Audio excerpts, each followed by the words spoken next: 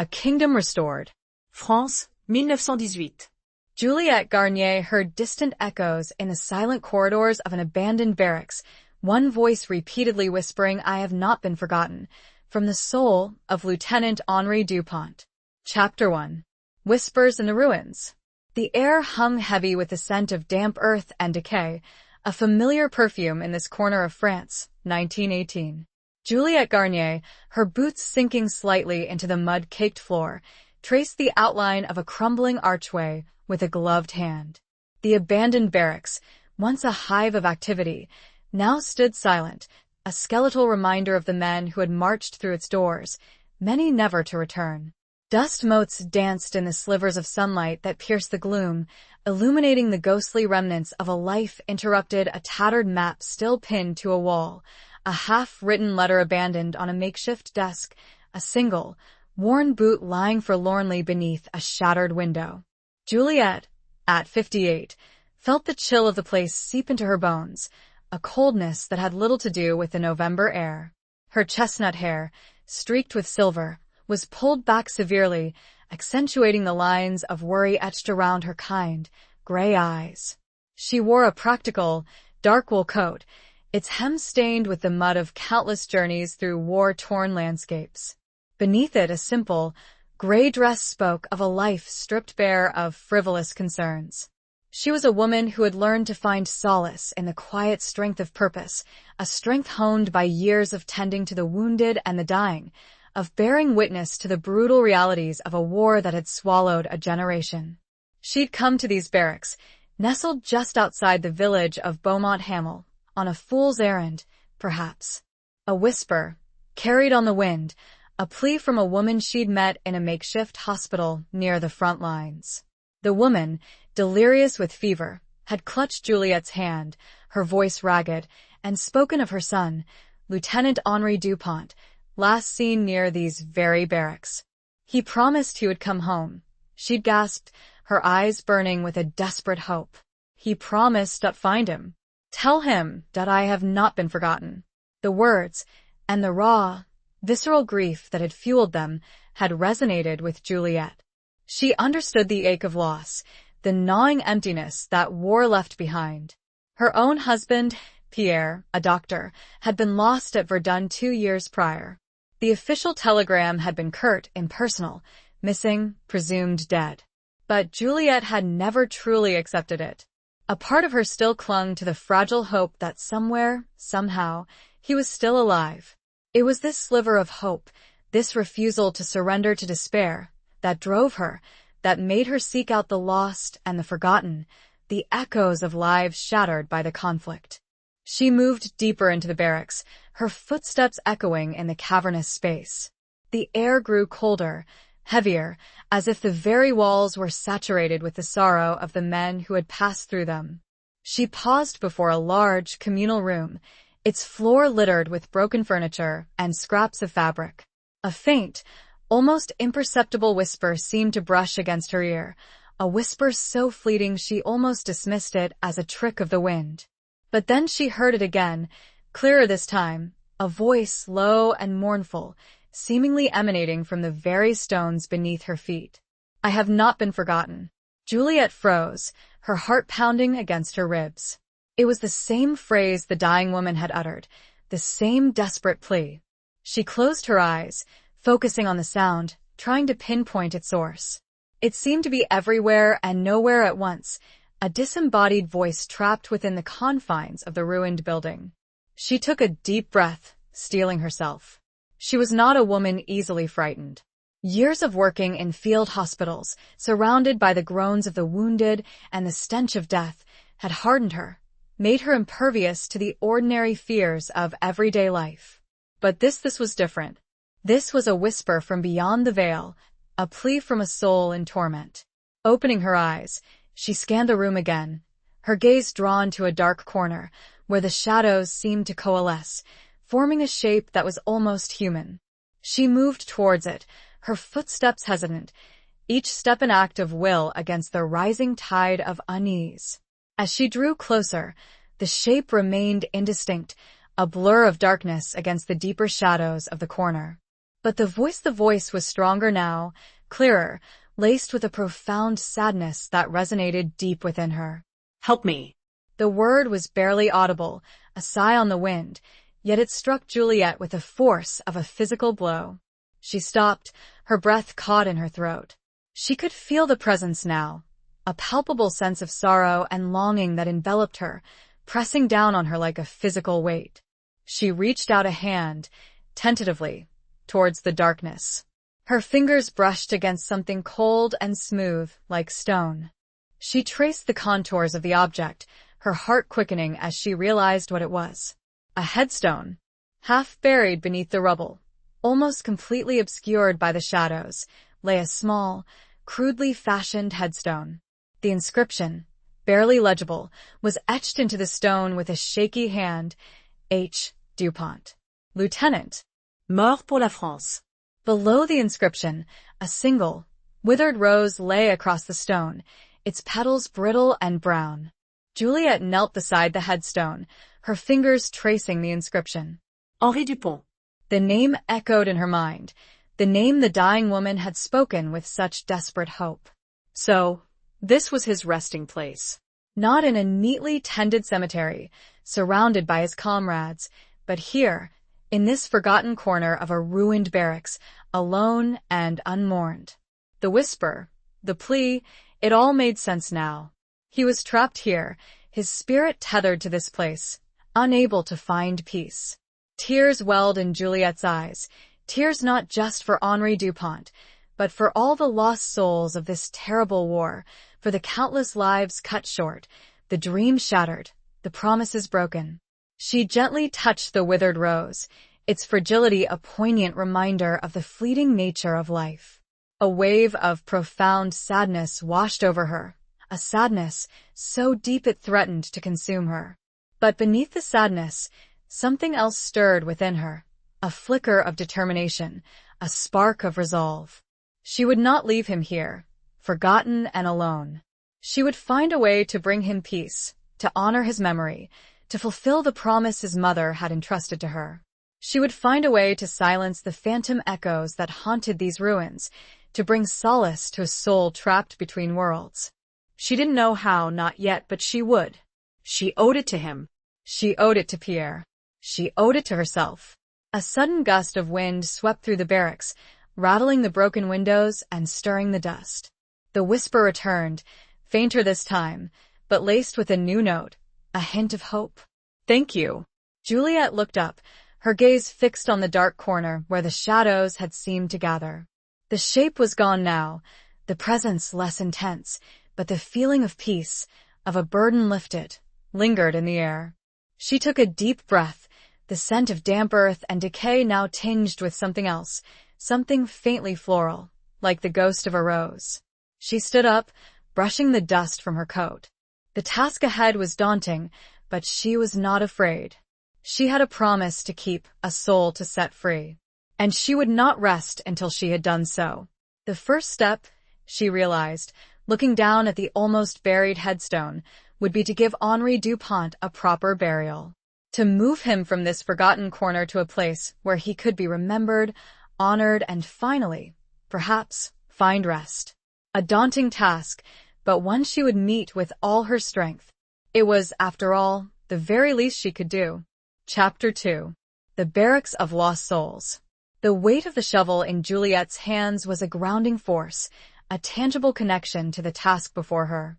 The earth, still damp from the recent rains, yielded grudgingly to her efforts. She worked slowly, methodically, her movements deliberate, each shovelful of dirt a small act of defiance against the overwhelming despair that threatened to engulf her. The sun, a pale disk in the overcast sky, offered little warmth, and the air remained heavy with the scent of decay and the ghosts of the past. She had returned to the barracks the following morning, armed with a shovel, a small wooden cross she had fashioned herself, and a length of burlap to serve as a shroud. The whisper was gone. The oppressive presence that had filled the barracks the previous day had dissipated, leaving behind a strange, unsettling quiet. It was as if Henri Dupont, having made his plea, had retreated, waiting to see if she would honor her unspoken promise. As she dug, her thoughts drifted back to Pierre. The memory of his smile, the warmth of his hand in hers, the sound of his laughter, these were the treasures she clung to, the fragments of a life that had been brutally torn apart. She had never received any details of his disappearance, only the cold, impersonal words of the telegram. The uncertainty was a constant torment, a wound that refused to heal. Had he died quickly, painlessly? Or had he suffered, alone and afraid, in some desolate corner of the battlefield? The questions haunted her, whispering in the darkness, stealing her sleep. She paused in her digging, leaning on the shovel, her breath coming in ragged gasps. The physical exertion was a welcome distraction, a way to numb the ache in her heart, to silence the endless stream of what-ifs that plagued her mind. She closed her eyes, picturing Pierre's face, his eyes, the same shade of gray as her own, filled with kindness and compassion. He had been a healer, a man dedicated to alleviating suffering, and she had always admired his unwavering commitment to his patients, even in the face of overwhelming odds. A sudden sound, a faint scraping noise, startled her. She opened her eyes, her gaze sweeping the deserted barracks. The sound came again, closer this time, emanating from the far end of the room, where a pile of rubble lay half concealed beneath a collapsed section of the roof. She gripped the shovel tighter, her senses on high alert. It could be rats, of course. The barracks were undoubtedly infested with them. But a prickle of unease, a sense of something other, settled upon her. She moved cautiously towards the sound, her footsteps muffled by the layer of dust and debris that covered the floor. The scraping noise continued, growing louder as she approached. She rounded a corner, her eyes widening in surprise.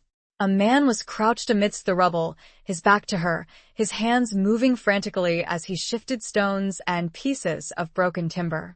He was dressed in the tattered remnants of a French uniform, his coat stained with mud and blood. His hair, long and unkempt, hung in tangled strands around his face. He was muttering to himself, his voice low and guttural, the words indistinguishable. Juliet hesitated, unsure whether to approach or retreat. He looked dangerous, his movements erratic, his demeanor unsettling. But there was something about him, a vulnerability in the hunch of his shoulders, a desperation in the way he clawed at the rubble, that tugged at her compassion. He was clearly wounded, both physically and mentally. She took a deep breath, steeling herself. "Bonjour," she said, her voice calm and steady. "Can I help you?" The man froze, his body stiffening. He slowly turned his head, his eyes, dark and haunted, meeting hers. They were the eyes of a man who had seen too much, who had endured unspeakable horrors. A deep scar ran across his left cheek, a stark reminder of the violence he had witnessed. He stared at her for a long moment, his gaze intense, unreadable. Then he spoke, his voice hoarse and raspy. Who are you?" "My name is Juliet," she replied. I am here to help." He frowned, his brow furrowing in confusion. Help? Help who?" I heard a voice," she said, hesitant to reveal the full truth. A plea for help. His eyes narrowed, suspicion flickering in their depths. "A voice? You heard a voice?" Juliet nodded. "Yes. A soldier." Lieutenant Henri Dupont. The man's reaction was immediate and dramatic. He recoiled as if she had struck him, his face paling beneath the grime and dirt. He scrambled to his feet, his movements clumsy and uncoordinated. "Dupont? Do you know about Dupont?" "I know he is buried here," she said, gesturing towards the half-dug grave. "I am here to give him a proper burial." The man stared at her, his eyes wide with disbelief. Then, a flicker of something else appeared in their depths, a glimmer of hope. "You would do that? For him?" Juliet nodded again. "Yes. It is the least I can do." He took a step towards her, his gaze searching her face, as if trying to discern whether she was telling the truth. Then he seemed to reach a decision. He nodded slowly, his expression softening. He was my friend," he said, his voice thick with emotion. "We fought together at the Somme. He saved my life." Juliet felt a surge of empathy for this broken man. He was clearly haunted by the memories of the war, by the loss of his friend. She knew all too well the burden of grief, the weight of unspoken words, the longing for a closure that seemed forever out of reach. "I understand," she said softly. "I lost my husband at Verdun." The man's eyes met hers, a flicker of recognition, of shared pain, passing between them. He looked down at the half-dug grave, his expression shifting to one of profound sadness. "He deserves better than this," he said, his voice barely a whisper. "He was a good man, a brave soldier. He will have a better resting place," Juliet assured him. "I promise you." He looked up at her again, his eyes filled with a mixture of gratitude and something else. Something she couldn't quite decipher. A flicker of doubt, perhaps? Or something darker, more hidden? "Thank you," he said, his voice choked with emotion. "My name is Alexander." Alexandre Dubois. He extended a hand, hesitantly, and Juliet took it. His grip was surprisingly strong, despite his emaciated appearance. His hand was calloused and rough, the hand of a man who had known hard labor and the horrors of the trenches.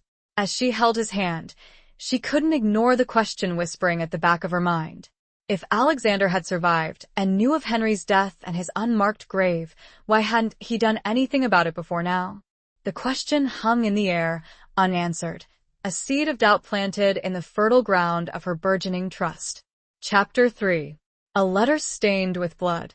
The afternoon light slanted through the gaps in the barracks roof, illuminating the dust motes that danced in the air, a silent ballet above the two figures working side by side. Alexander, despite his initial wariness, had proven to be a surprisingly efficient helper. He had taken over the digging, his movements now possessing a purposefulness that had been absent before. Juliet watched him, her mind still grappling with the unanswered question that had surfaced during their initial encounter. He worked in silence, his brow furrowed in concentration, the only sound the rhythmic scrape of the shovel against the earth. Juliet busied herself with preparing the wooden cross, carefully wiping away the dust and smoothing its rough edges. She had carved a simple inscription: Henri Dupont, Lieutenant. Belovedson. She hoped it would be enough, a small token of remembrance for a life cut short.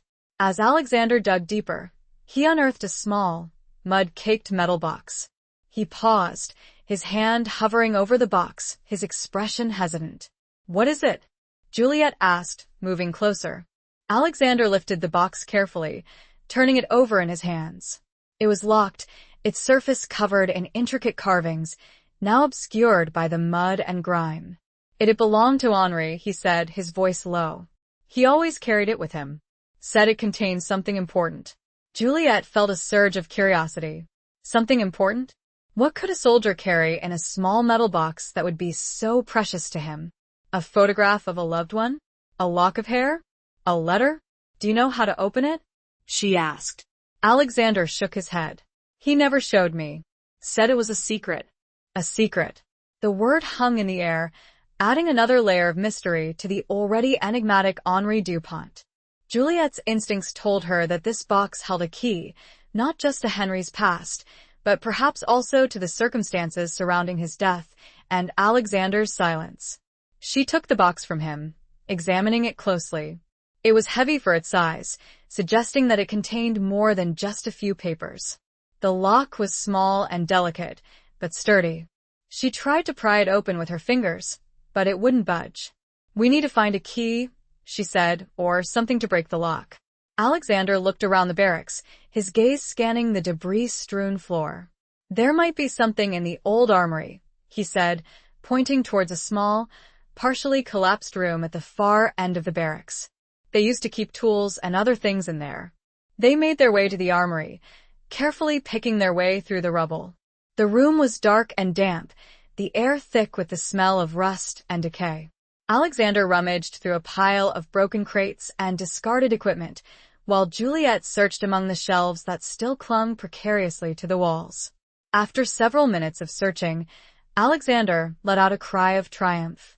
He held up a small, rusty crowbar. "This might do it," he said. They returned to the grave, and Juliet handed him the box. He hesitated for a moment, his gaze meeting hers, a flicker of uncertainty in his eyes. "Are you sure about this?" he asked. Maybe we should leave it unopened." Juliet felt a prickle of unease. Why was he so hesitant? What was he afraid of? "We need to know what's inside," she said firmly. "It might help us understand what happened to Henri." Alexander nodded slowly, his expression still troubled. He positioned the crowbar against the lock and, with a sharp, cracking sound, forced it open. The lid of the box creaked open, revealing its contents. Inside, nestled on a bed of faded velvet, lay a single, folded letter. It was stained with dark, brownish splotches that Juliet recognized instantly as dried blood. Her heart quickened. This was no ordinary letter. This was a message from the grave, a testament to the horrors of war, and perhaps a clue to the mystery surrounding Henri Dupont's death. Alexander reached for the letter, his hand trembling. He unfolded it carefully, revealing the faded handwriting. The letter was addressed to a woman named Elise, and the date was just a few days before Henri Dupont's disappearance. Juliet leaned closer, her eyes scanning the words. The letter was written in a passionate, almost desperate tone. Henri spoke of his love for Elise, of his longing to return home to her, of his dreams of a future together. But as Juliet read further, her blood ran cold. Henri wrote of a secret mission, a dangerous assignment that he had been ordered to undertake. He spoke of betrayal, of enemies within their own ranks, of a conspiracy that threatened to undermine the entire war effort. He named names, high-ranking officers, men who were supposed to be leading them to victory, but who were secretly working for the enemy. And then, the letter ended abruptly, in mid-sentence, as if Henri had been interrupted. Juliet looked up at Alexander, her eyes wide with shock. He was staring at the letter, his face ashen, his body trembling. He looked up, meeting her gaze, and she saw pure, unadulterated terror in his eyes. He knew something about this, something he hadn't told her, something dangerous. "Alexander," she said, her voice barely a whisper. "What does this mean?" He shook his head, his eyes darting around the barracks, as if he expected someone to appear at any moment. We have to go," he said, his voice urgent. "We can't stay here." "But the letter," Juliet protested.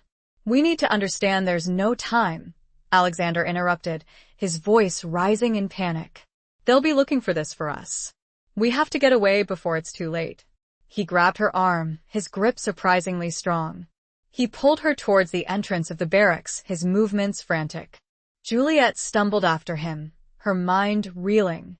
The letter, the betrayal, the fear in Alexander's eyes, it all pointed to a truth far more dangerous than she could have ever imagined. A truth that had cost Henri Dupont his life, and that now threatened to engulf her as well. The whispers had been a warning, she understood, but not in the way that she believed. And now she understood something else. Alexander wasn't just a survivor. He was a fugitive. And she was caught in his desperate flight. Chapter 4. Echoes of a Forgotten Promise. The wind whipped around them, a biting November gale that mirrored the turmoil in Juliet's heart. They ran, stumbling through the muddy fields that surrounded the barracks, Alexander pulling her along with a desperate urgency. The sky, a canvas of bruised grays and purples, threatened rain, and the distant rumble of artillery fire served as a constant reminder of the war that raged around them, a war that had now reached out and ensnared them in its deadly embrace. Juliet, her breath coming in ragged gasps, struggled to keep up. Her lungs burned, her legs ached, but she dared not slow down. The terror in Alexander's eyes, the urgency in his voice, had communicated a danger far more immediate than the distant guns. He was running for his life, and she, by virtue of her association with him and the damning letter, was running with him. Where were we going?" she managed to ask, her voice strained. Alexander didn't answer, his gaze fixed on the horizon, his body tense and alert. He led her towards a dense copse of trees, their bare branches clawing at the sky like skeletal fingers. The trees offered a semblance of cover, a temporary refuge from the open fields, but Juliet knew it was only a matter of time before they were found. They reached the edge of the woods, and Alexander finally stopped, his chest heaving. He leaned against a tree, his breath coming in ragged gasps, his eyes scanning their surroundings.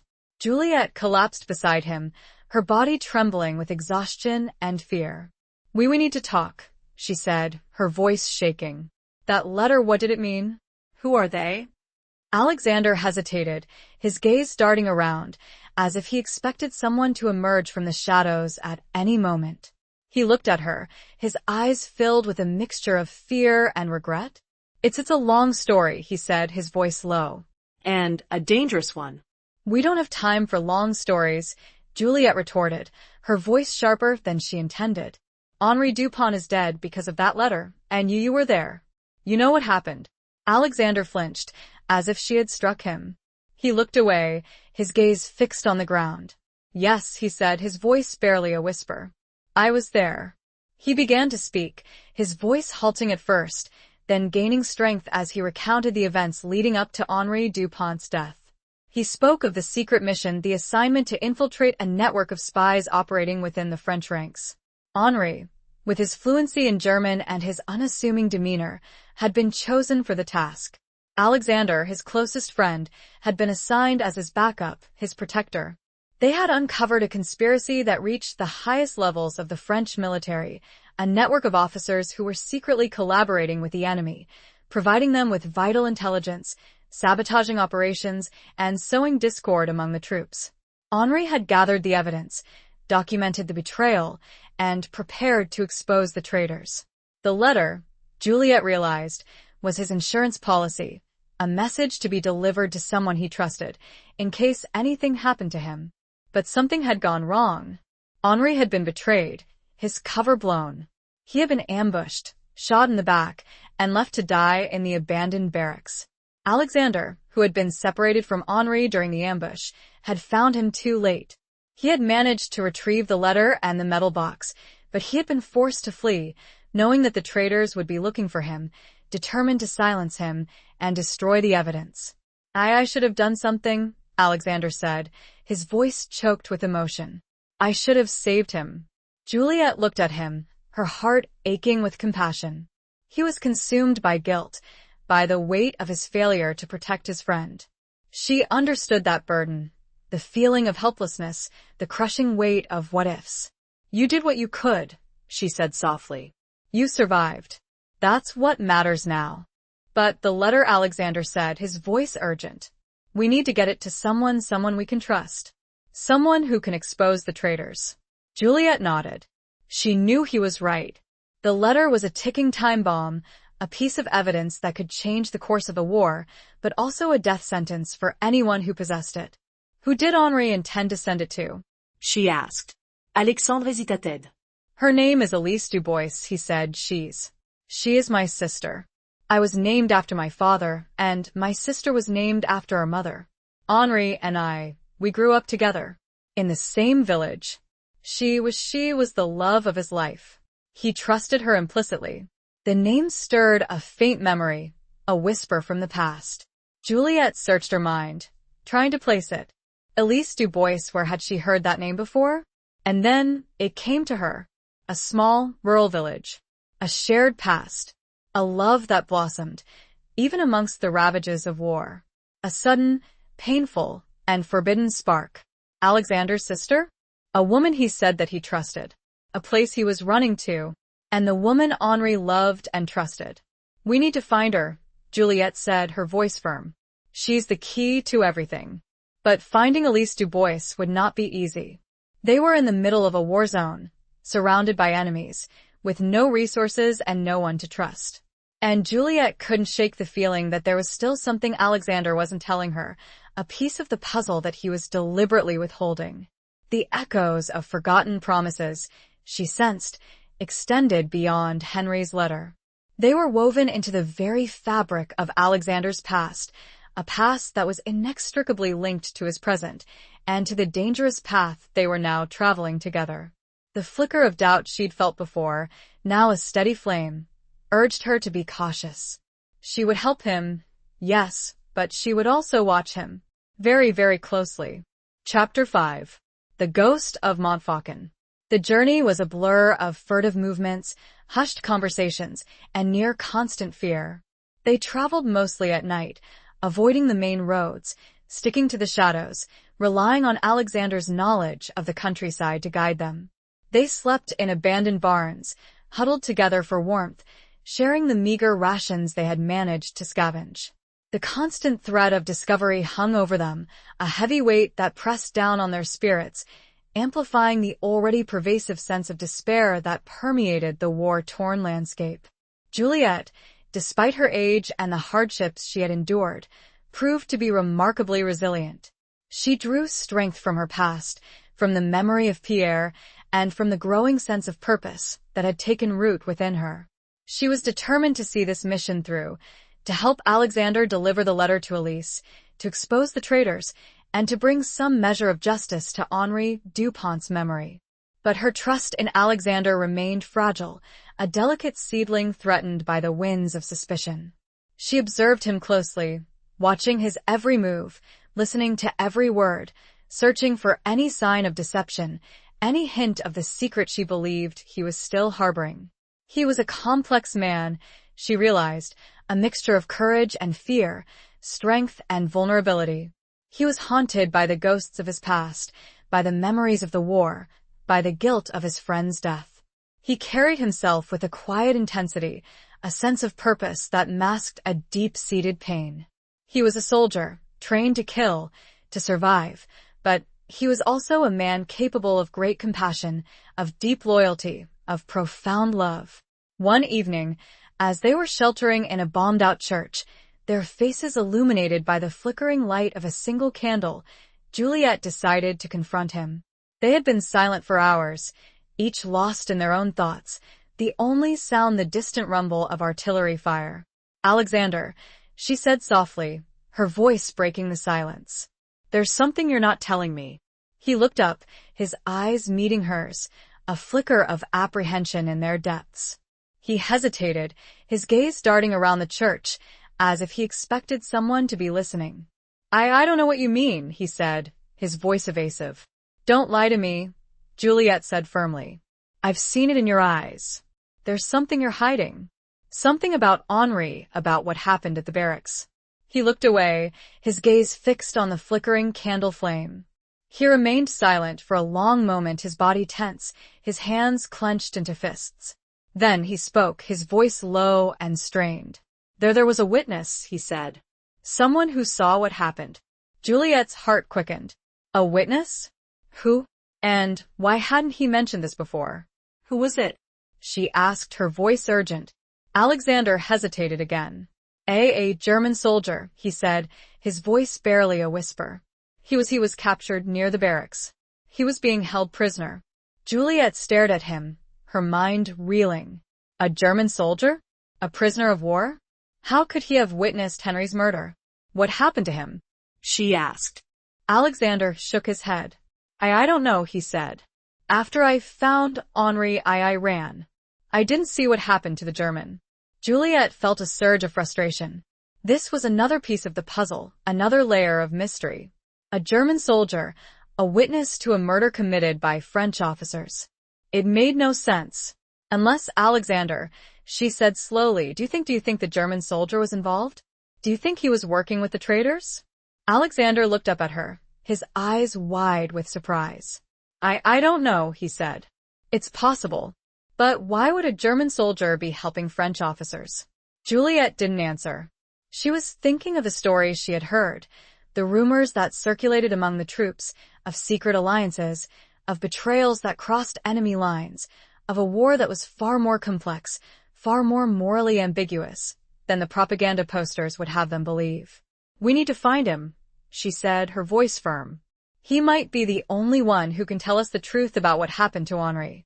Alexander looked at her, his expression doubtful. But how? He could be anywhere. He could be dead. We have to try, Juliet insisted. He's our only lead. She remembered a story Pierre had told her, a story about a place called Montfaucon, a hill overlooking the Meuse River, where the Americans had built a massive war memorial. He had spoken of the sheer scale of the monument, of the thousands of names etched into its stone walls, of the sense of overwhelming loss that permeated the place. It was a place of ghosts, he had said, a place where the echoes of the war still lingered. Montfaucon, she said, her voice suddenly filled with a strange certainty. We need to go to Montfaucon. Alexander looked at her, puzzled. Montfaucon? Why? I don't know, Juliet admitted. But I have a feeling that we'll find something there. Something that will help us. She couldn't explain it, this sudden intuition, this conviction that Montfaucon held the key to their quest. It was a whisper, a faint echo from the past, a message from Pierre, perhaps, guiding her from beyond the grave. Or perhaps it was simply the desperation of a woman clinging to a fragile hope, a woman determined to find answers in a world consumed by chaos and lies. But she knew, with a certainty that defied logic, that their journey led to Montfaucon, and that the ghost of a German soldier, a phantom from the battlefield, awaited them there. The risk was enormous, she knew, but so was the potential reward, the truth. Chapter 6. Beneath a sky of gunfire. The road to Montfaucon was fraught with peril. The landscape, scarred by years of relentless fighting, was a desolate wasteland of shell craters, shattered trees, and abandoned trenches. The air, thick with the stench of cordite and decay, was punctuated by the constant crackle of gunfire and the distant rumble of artillery. They moved like shadows, clinging to the edges of roads, skirting around military checkpoints, their every step measured, their senses on high alert. The closer they got to Montfaucon, the more intense the fighting became. The Americans, having entered the war late but with a fierce determination, were engaged in a brutal offensive, pushing the German lines back inch by bloody inch.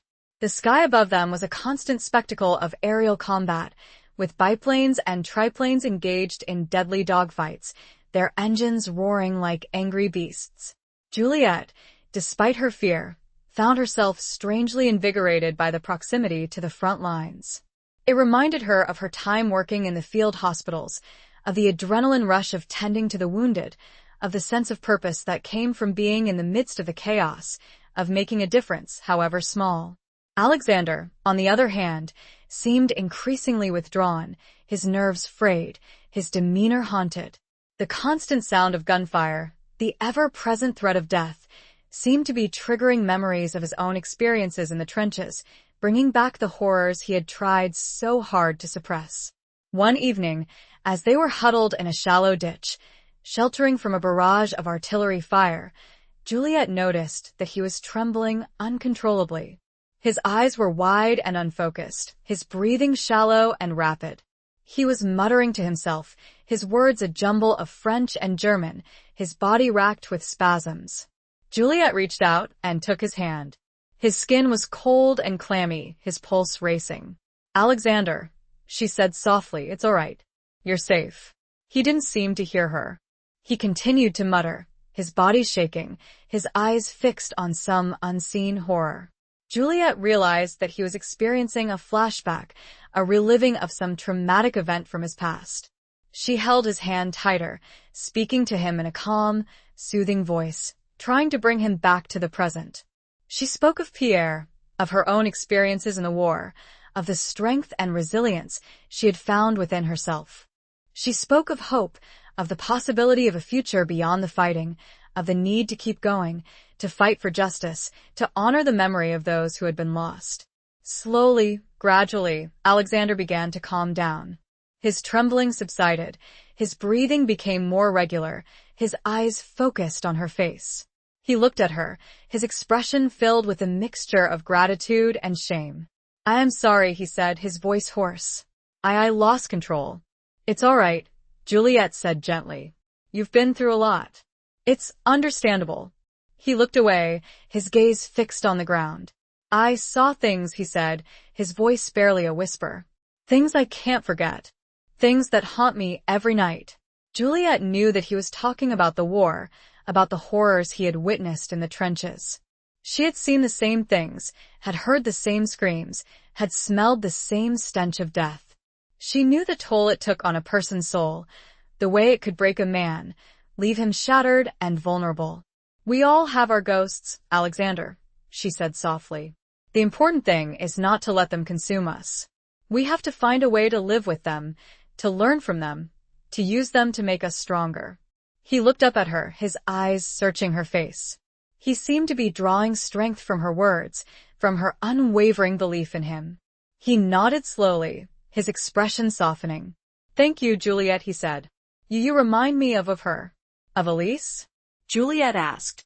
Alexandre nodded. "Yes. She has your strength. You're your compassion." A sudden, sharp crack of gunfire, closer this time, interrupted their conversation. They both ducked instinctively, pressing themselves against the muddy walls of the ditch. The barrage continued, the shells exploding around them, the earth shaking beneath their feet.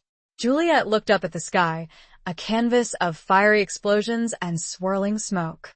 It was a terrifying, yet strangely beautiful spectacle, a reminder of the destructive power of war, but also of the resilience of the human spirit. Beneath a sky of gunfire, she felt a renewed sense of determination, a fierce resolve to survive, to reach Montfaucon, to find the truth, and to bring justice to those who deserved it. The danger was palpable, but so was the hope. And for the first time in a long time, Juliet felt a flicker of something else, something she hadn't dared to feel since Pierre's disappearance, a spark of connection, a warmth in the presence of another human being, a sense of shared purpose, and a growing, undeniable attraction to the broken soldier beside her. It was a dangerous feeling, she knew, but one she couldn't deny. Not anymore. Chapter 7. Scars of the Somme. They arrived at Montfaucon under the cover of darkness, the towering monument a ghostly silhouette against the night sky. The air was thick with the scent of damp earth and the lingering echoes of battle. The ground, churned up by artillery fire, was littered with debris, shattered helmets, twisted metal, and the remnants of shattered lives. Montfaucon, as Pierre had described, was a place of profound sorrow, a monument to the staggering loss of life that had characterized the war. The sheer scale of the memorial, the endless rows of names etched into the stone, was overwhelming, a testament to the human cost of conflict. They found shelter in a partially destroyed bunker, its concrete walls scarred by bullet holes and shrapnel. The air inside was cold and damp, but it offered a degree of protection from the elements and the prying eyes of any patrols. They huddled together, sharing a meager meal of hardtack biscuits and water, their silence punctuated by the distant rumble of artillery fire. Juliet, despite her exhaustion, felt a strange sense of anticipation. She couldn't explain it, but she felt that they were close, that the answers they sought were within reach. The ghost of the German soldier, the witness to Henri Dupont's murder, seemed to be calling to her, guiding her towards some hidden truth. Alexander, however, remained withdrawn, his mood somber, his demeanor haunted. He seemed to be carrying the weight of the world on his shoulders, his guilt and his fear amplified by the oppressive atmosphere of Montfaucon. As they settled down to sleep, Juliet noticed that Alexander was staring at his hands, his expression troubled. His hands were covered in scars, a roadmap of the battles he had fought, the wounds he had endured. "The Somme," he said softly, his voice barely a whisper. "These are the scars of the Somme." Juliet knew about the Somme. It was one of the bloodiest battles in human history, a horrific slaughter that had claimed the lives of hundreds of thousands of men. She had treated many soldiers who had fought at the Somme, had seen the physical and emotional scars they carried, the nightmares that haunted their sleep. "It was hell," Alexander continued, his voice trembling. We were trapped in the trenches, for weeks on end, surrounded by death. The mud, the rats, the stench, it was unbearable." He closed his eyes, his body shaking. Juliet reached out and took his hand, her touch gentle and reassuring. "You survived," she said softly. "You're here. That's what matters." He opened his eyes, his gaze meeting hers. "But at what cost?" he asked, his voice filled with anguish. I saw so many of my friends die. I saw things that no human being should ever see. He began to recount his experiences at the Somme, his words pouring out of him like a torrent, a release of the pent-up emotions he had carried for so long. He spoke of the relentless shelling, the constant fear of death, the brutal hand-to-hand combat, the screams of the wounded, the silence of the dead. He spoke of the camaraderie, the bonds of friendship forged in the crucible of battle, the shared suffering that had united them in a common cause. Juliet listened, her heart aching for him. She understood his pain, his trauma, his guilt. She had seen it in so many other soldiers, the invisible wounds that were often more debilitating than the physical ones. As he spoke, Juliet noticed a particular scar on his left hand, a long, jagged line that ran from his wrist to his knuckles. It looked different from the other scars, older, more deeply ingrained. "That scar," she said, pointing to it. "How did you get that one?" Alexander hesitated, his gaze shifting away from hers. He seemed reluctant to answer. "It was a long time ago," he said evasively. "Before the war." Juliet sensed that he was lying, that this scar held a significance that he was unwilling to reveal. She pressed him gently. "Alexander, please. Tell me." He looked at her, his eyes filled with a mixture of pain and shame. He took a deep breath, and then he spoke, his voice low and strained. "It was a fight," he said. "A stupid fight over a girl." Juliet felt a sudden jolt of recognition. A girl? Elise? Could this scar be connected to Henri Dupont, to their shared past, to the love triangle that had existed between them? "The girl," she said, her voice trembling slightly. Was it Elise?" Alexander nodded slowly, his gaze fixed on the ground.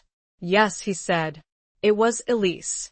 He explained that he and Henri had been rivals for Elise's affection since they were children. They had both loved her, fiercely, possessively. Their rivalry had culminated in a brutal fight, a fight that had left Alexander with this permanent scar, a reminder of his jealousy, his anger, his loss. Henry's letter had mentioned a knife, a detail she had pushed aside at the time. "But now, did you use a knife?" Juliet asked, dread filling her. Alexander looked up, his face contorted with anguish. He closed his eyes, a single tear rolling down his cheek. "Yes," he whispered. "I did." He hadn't killed him, he swore, but the rage, the jealousy, it had all been there. And now, with Henri dead, with Alexander on the run, the past had caught up with him, with them both. The scars of the Somme were not just from the war, Juliet realized.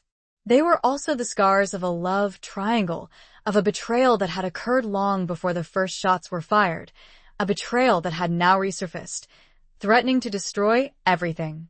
And the German soldier, what role did he play in all of this? The question echoed in her mind, a chilling reminder of the danger that still lurked, waiting to be revealed. The past, it seemed, was never truly buried. Chapter 8. The Gardener and the Soldier. The dawn broke gray and cold, casting a pallid light over the desolate landscape of Montfaucon. The air was still, the silence broken only by the occasional cry of a crow and the distant rumble of artillery fire, a constant, ominous reminder of the war that continued to rage. Juliet and Alexander emerged from the bunker, their bodies stiff and sore, their spirits heavy with the weight of the previous night's revelations. Alexander's confession had shaken Juliet, casting a new light on his relationship with Henri Dupont, on the events leading up to his death, and on the potential dangers that lay ahead. They stood for a moment, gazing up at the towering monument, its sheer scale both awe-inspiring and deeply unsettling. The thousands of names etched into the stone seemed to whisper to them, a chorus of lost souls, a reminder of the human cost of war. "We need to find the German soldier," Juliet said, her voice breaking the silence. "He's the key to everything." Alexander nodded, his expression grim. "But where do we start? This place is vast." They began to search, their movements slow and methodical, their eyes scanning the debris-strewn landscape, searching for any sign, any clue that might lead them to the German soldier. They explored the ruined trenches, the shattered bunkers, the shell craters that pockmarked the ground, their hope dwindling with each passing hour. As they were searching, Juliet noticed a small, enclosed area set apart from the main memorial. It was a garden, or rather, the remnants of a garden, its once neatly tended flower beds now overgrown with weeds, its pathways obscured by rubble. But amidst the chaos, a few hardy plants still clung to life, their vibrant colors a stark contrast to the surrounding desolation. She walked towards the garden, drawn by some inexplicable force. As she approached, she noticed a figure kneeling amidst the weeds, his back to her. He was an old man, dressed in tattered clothes, his hair long and white, his body bent with age. He was tending to the plants, his movements slow and deliberate, his hands caressing the leaves with a gentle touch. Juliet hesitated, unsure whether to approach. He seemed oblivious to her presence, lost in his own world, a world of quiet contemplation and gentle care. But there was something about him, a sense of peace, a serenity, that drew her closer. "Bonjour," she said softly, her voice breaking the silence. The old man startled, his body stiffening. He slowly turned his head, his eyes, pale blue and watery, meeting hers. They were the eyes of a man who had seen much, who had endured great sorrow, but who had also found a measure of peace, a refuge from the horrors of the world. "Bonjour, madam," he said, his voice raspy with age. "You are not from around here." "No," Juliet replied. I am looking for someone." "And who might that be?" the old man asked, his gaze curious. Juliet hesitated. She was reluctant to reveal too much, to expose their mission to a stranger. But there was something about this old man, a kindness in his eyes, a gentleness in his demeanor, that made her trust him. "A German soldier," she said, her voice low. "A prisoner of war who was held here at the barracks." The old man's expression changed, a flicker of recognition, of understanding, passing across his face. He nodded slowly. "The German," he said, his voice barely a whisper. "Yes, I know of him." Juliet's heart quickened. "You do? Do you know where he is?" The old man looked around, his gaze sweeping the desolate landscape. He is here," he said, "at Montfaucon." "But where?" Juliet asked, her voice urgent. "We need to find him. He witnessed something important." The old man pointed towards a small, unmarked grave, located at the edge of the garden, almost hidden beneath a tangle of weeds. "He is there," he said. Juliet stared at the grave, her mind reeling. The German soldier dead? But how? And why was he buried here, in this forgotten corner of Montfaucon, without a marker, without any recognition of his existence? "What happened to him?"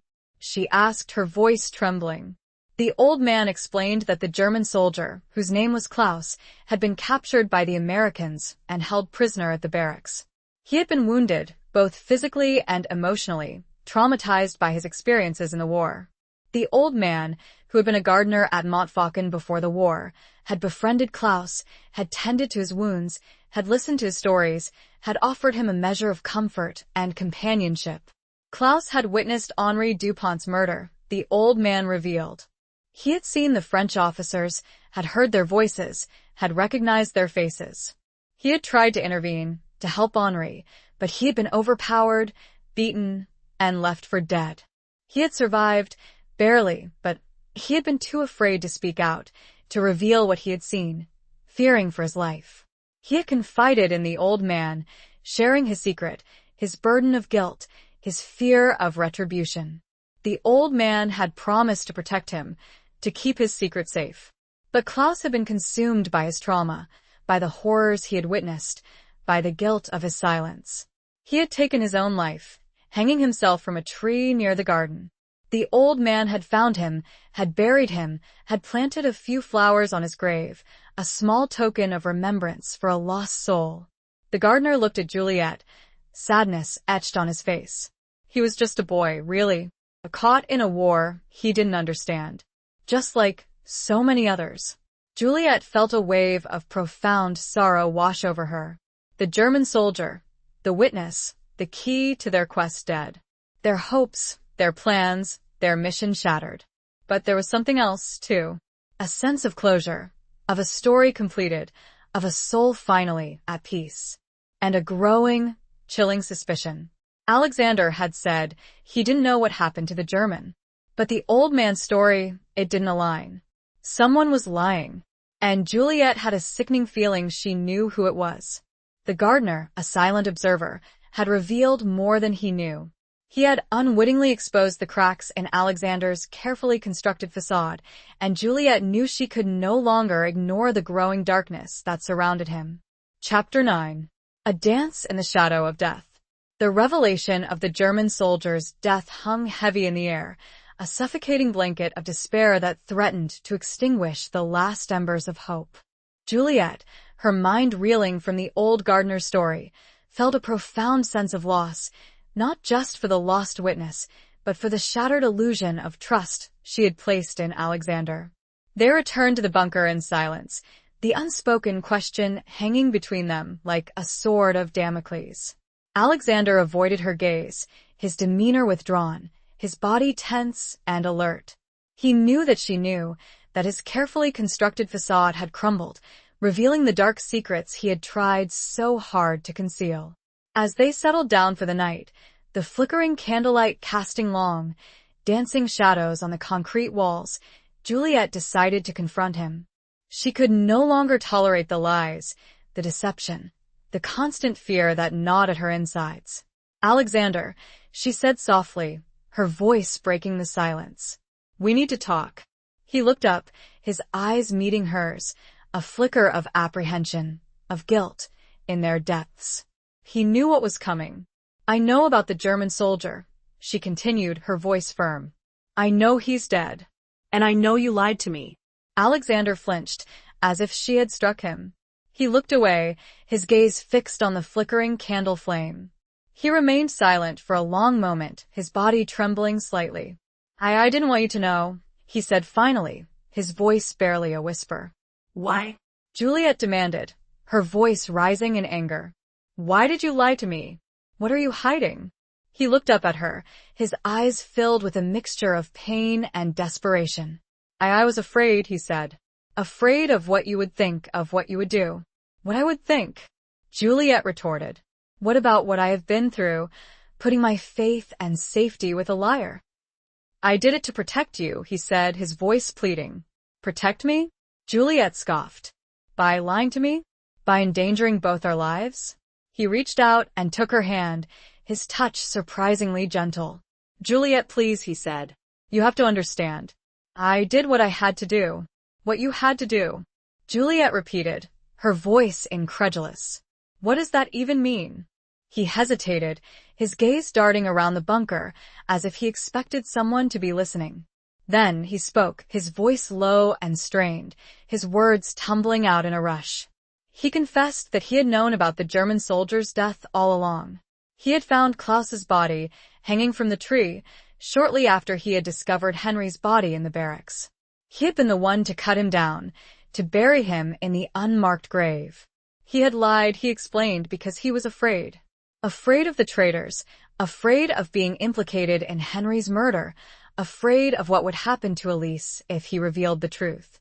He had hoped that by keeping the German soldier's death a secret, he could somehow protect them both, could find a way to deliver the letter to Elise without endangering her life. But his lies had caught up with him, his deception had created a web of mistrust, and now, their mission, their lives, were hanging by a thread. Juliet listened, her anger slowly giving way to a grudging understanding. She could see the fear in his eyes, the desperation in his voice, the weight of the guilt he carried. He had made a mistake, a terrible mistake, but she couldn't deny the sincerity of his remorse, the genuine desire to protect her, to protect Elise. "Alexander," she said softly, her voice calming. "I understand why you lied. But we can't go on like this. We need to trust each other. We need to work together." He looked at her, his eyes filled with a glimmer of hope. He nodded slowly, his expression softening. "You're right," he said. I'm sorry. I'll tell you everything." He revealed that he had not only found Klaus's body, but he had also found a small, handwritten note clutched in the German soldier's hand. The note, written in broken French, was a confession, a desperate attempt to reveal the truth about Henri Dupont's murder. Klaus had named the officers involved, had described the details of the conspiracy, had confirmed everything that Henri had written in his letter. The note was the final piece of the puzzle, the irrefutable evidence they needed to expose the traitors. "We have to get this note to Elise," Alexander said, his voice urgent. "It's the only way to clear Henry's name and to bring the traitors to justice." Juliet nodded. She agreed. But their journey was far from over. They still had to reach Elise, to deliver the note, to evade the traitors who were undoubtedly still searching for them. As they prepared to leave the bunker, a sudden, unexpected sound shattered the silence. The sound of music, faint but distinct, drifting towards them on the night air. It was a waltz, a hauntingly beautiful melody, played on a lone violin. They looked at each other, puzzled. Where was the music coming from? They cautiously made their way towards the sound, their senses on high alert. They rounded a corner, and then they saw it. In the middle of the ruined square, bathed in the pale moonlight, a group of American soldiers were gathered around a small fire. One of them was playing the violin, his movements graceful and fluid, his music filling the night air with a bittersweet melody. The other soldiers were listening, their faces illuminated by the flickering flames, their expressions a mixture of weariness and wonder. And then, Juliet saw something that made her heart skip a beat. One of the soldiers, a young woman with fiery red hair done in a severe bun, was dancing with another, their movements slow and deliberate, their bodies swaying to the rhythm of the music. The soldier was tall, handsome, with kind eyes and a gentle smile. He was wearing an American uniform, but there was something about him, something familiar, something that tugged at Juliet's memory. A ghost of a smile, a particular way of moving. The music stopped, the dance ended, and the soldiers began to disperse. Juliet, her heart pounding, walked towards the young woman, her gaze fixed on the male soldier. He turned, his eyes meeting hers, and then recognition dawned. It was impossible. It couldn't be. But it was. He whispered a name she hadn't heard spoken aloud in 2 years, a name that had haunted her dreams, a name that had been etched into her heart forever. Pierre? Chapter 10. Between Two Worlds. The world seemed to tilt on its axis, the familiar sounds of the night, the distant rumble of artillery, the crackle of the fire, the murmur of voices fading into a muted hum.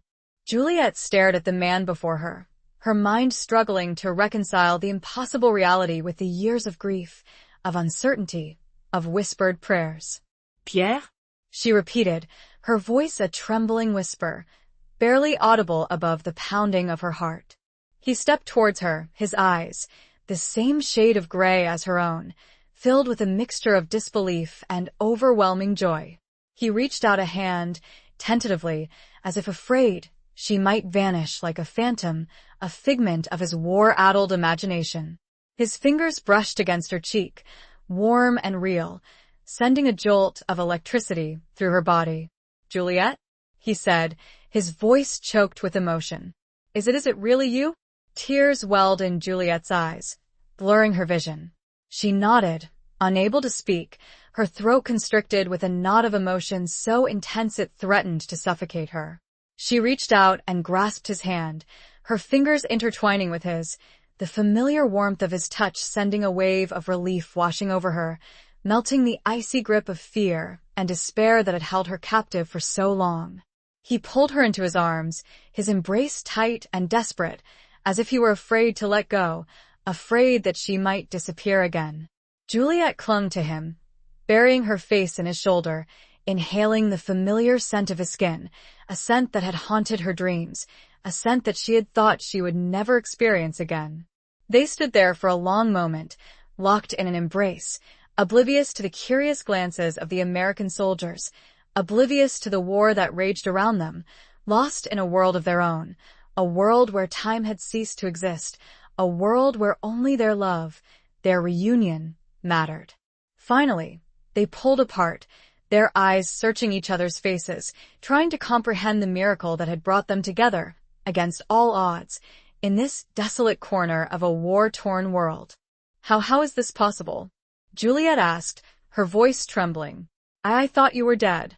Pierre explained that he had been severely wounded at Verdun, had lost consciousness, and had been left for dead on the battlefield. He had been found by a group of American soldiers who had taken him to a field hospital, where he had undergone a series of surgeries, clinging to life by a thread. He had suffered from amnesia, had lost all memory of his past, of his identity, of his life with Juliet. He had been given a new name, a new identity, and had been integrated into the American army, serving as a medic, using his medical skills to tend to the wounded.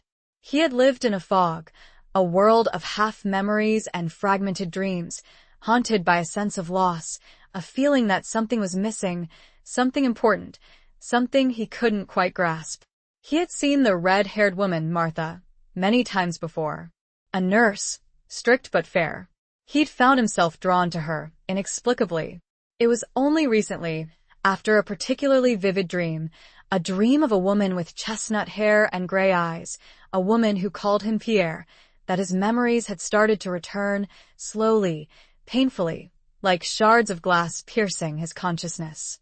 The waltz, the music, had triggered something within him, a flood of emotions, a recognition of a life he had thought lost forever. And then, he had seen her, standing there in the moonlight, her face etched with the same lines of worry and grief that he remembered so well, and he had known, with a certainty that defied logic, that it was her, his Juliet, his love, his life. Juliet listened, her heart aching with the pain he had endured, with the years of separation, with the sheer improbability of their reunion. She reached out and touched his face, tracing the lines of his cheekbones, the curve of his lips, the familiar scar above his eyebrow. I never gave up hope, she said, her voice choked with emotion. I always believed somehow that you were still alive. He smiled, a weak, hesitant smile, but a smile that reached his eyes, filled them with a warmth that melted the last vestiges of her doubt. And you were right, he said. I am alive. And I am here with you. A sudden commotion, a shout, a burst of gunfire, shattered the fragile peace of their reunion. Alexander, who had been standing in the shadows, watching them, his face a mask of disbelief and something else, something darker, more complex, stepped forward. Juliet, he cried. We have to go. They're coming. Juliet turned to him, her mind still reeling from the shock of Pierre's reappearance. She had almost forgotten about Alexander, about the letter, about the German soldier's note, about the traitors who were hunting them. Alexander, she said, her voice urgent. This is Pierre, my husband. Alexander stared at Pierre, his eyes wide with disbelief. Then, his gaze shifted to Juliet, his expression hardening. Your husband? He repeated, his voice laced with a mixture of confusion and anger. Yes, Juliet said. He was lost at Verdun. He had amnesia. He's been with the Americans. Alexander looked from Juliet to Pierre, his mind clearly struggling to process this new, unexpected development. The arrival of Pierre had not only shattered Juliet's grief, it had shattered Alexander's plans. His carefully constructed world, the one where he and Juliet were bound together by a shared mission, a shared danger, a shared attraction, was crumbling around him. We have to go, he repeated, his voice more insistent this time. They'll be here any minute. Juliet looked from Alexander to Pierre, her heart torn between two worlds, two loyalties, two loves. She had a mission to complete, a promise to keep, a truth to reveal. But she also had a husband, a love she had thought lost forever, a life she had dreamed of reclaiming. The choice before her was impossible, agonizing, a choice between duty and desire, between the past and the future. And she knew, with a sinking feeling in her heart, that whatever choice she made, it would come at a terrible cost. The shadows of Montfaucon, it seemed, were not done with her yet. Chapter 11. The Price of Remembrance.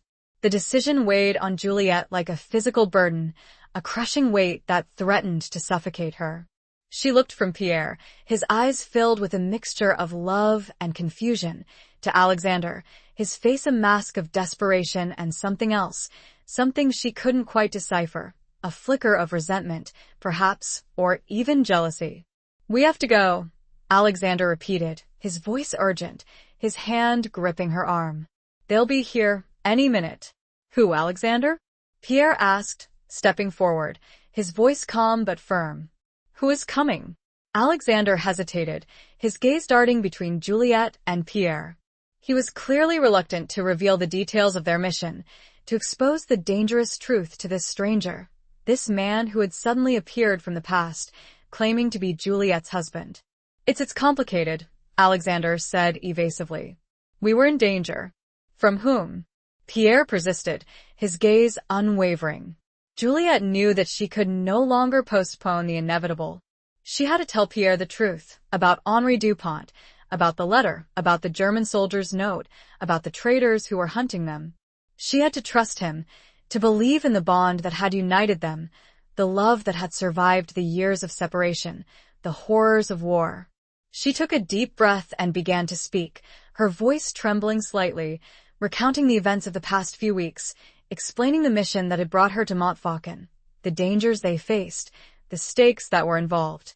Pierre listened, his expression growing increasingly grave as she spoke.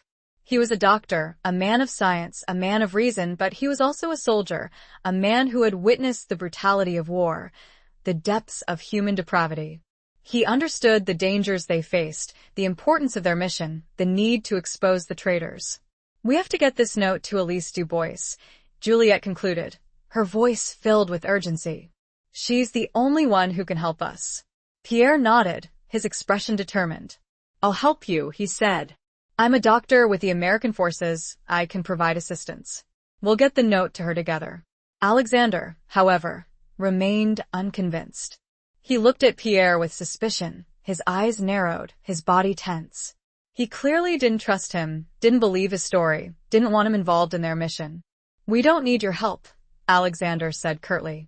"We can handle this ourselves." "Alexander," Juliet said, her voice pleading. "Pierre is my husband. I trust him." "But you don't know him," Alexander retorted. "He's a stranger. He could be anyone." "He's not a stranger," Juliet insisted. "He's Pierre. I know him. I love him."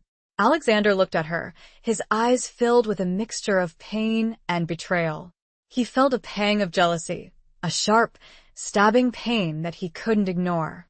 He had grown close to Juliet, had developed feelings for her, feelings that he had tried to suppress, to deny, but that had now resurfaced, stronger than ever. "Juliet," he said, his voice low and strained. "Please, let's just go. We don't have time for this." "We have to trust each other, Alexander," Juliet said. "We need to work together." "Trust?" Alexandre scoffed. "After you lied to me? After you hid the truth from me? And him? He materializes from the past. The timing is suspicious, at best." "I told you the truth as quickly as I could," she returned. He stepped towards her. "Do you love him?" "Of course, I love him. He's my husband." "And me? What about the bond that we formed? Or was I just a distraction?" The question hung in the air. Juliet looked at Alexander, at the raw emotion in his eyes, and felt a pang of guilt, of regret.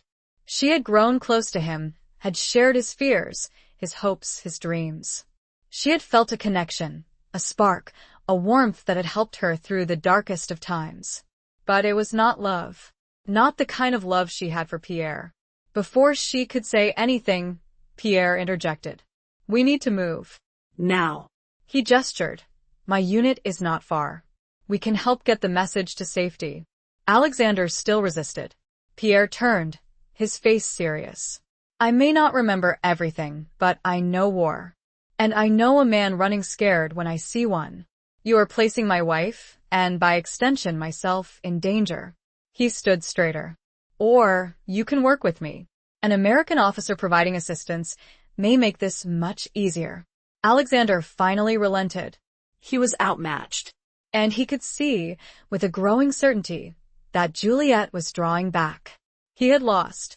They agreed to travel together, a fragile alliance formed between three people bound together by a shared mission, a shared danger, and a complex web of emotions.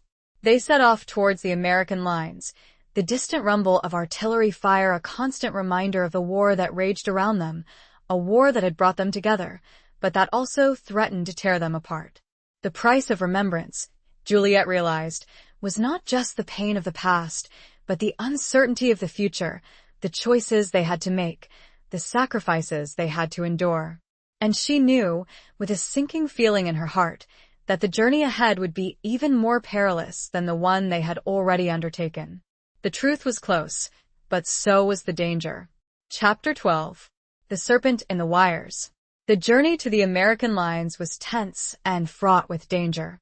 They moved cautiously, avoiding the main roads, sticking to the shadows, their senses on high alert. The constant threat of discovery hung over them, a heavy weight that pressed down on their spirits, amplifying the already strained atmosphere between Pierre and Alexander. Alexander remained sullen and withdrawn, his resentment towards Pierre palpable. He walked ahead of them, his body tense, his gaze constantly scanning their surroundings, his silence a clear indication of his disapproval, his distrust. Pierre, despite his amnesia, proved to be a valuable asset. His medical skills were invaluable, and his knowledge of the American military protocols and procedures helped them navigate the checkpoints and avoid detection. He walked beside Juliet, his hand protectively on her arm, his presence a source of comfort and reassurance. As they approached the American lines, they encountered a group of soldiers repairing a section of damaged communication wires. The wires, vital for transmitting messages between the front lines and the command posts, had been cut by enemy shelling, disrupting the flow of information and jeopardizing the safety of the troops. Pierre, seeing the soldiers struggling, immediately offered his assistance. He had some experience with electrical repairs, and he quickly identified the problem and set about fixing it. Alexander, however, was impatient. He wanted to reach Elise as quickly as possible, to deliver the note and be done with this dangerous mission.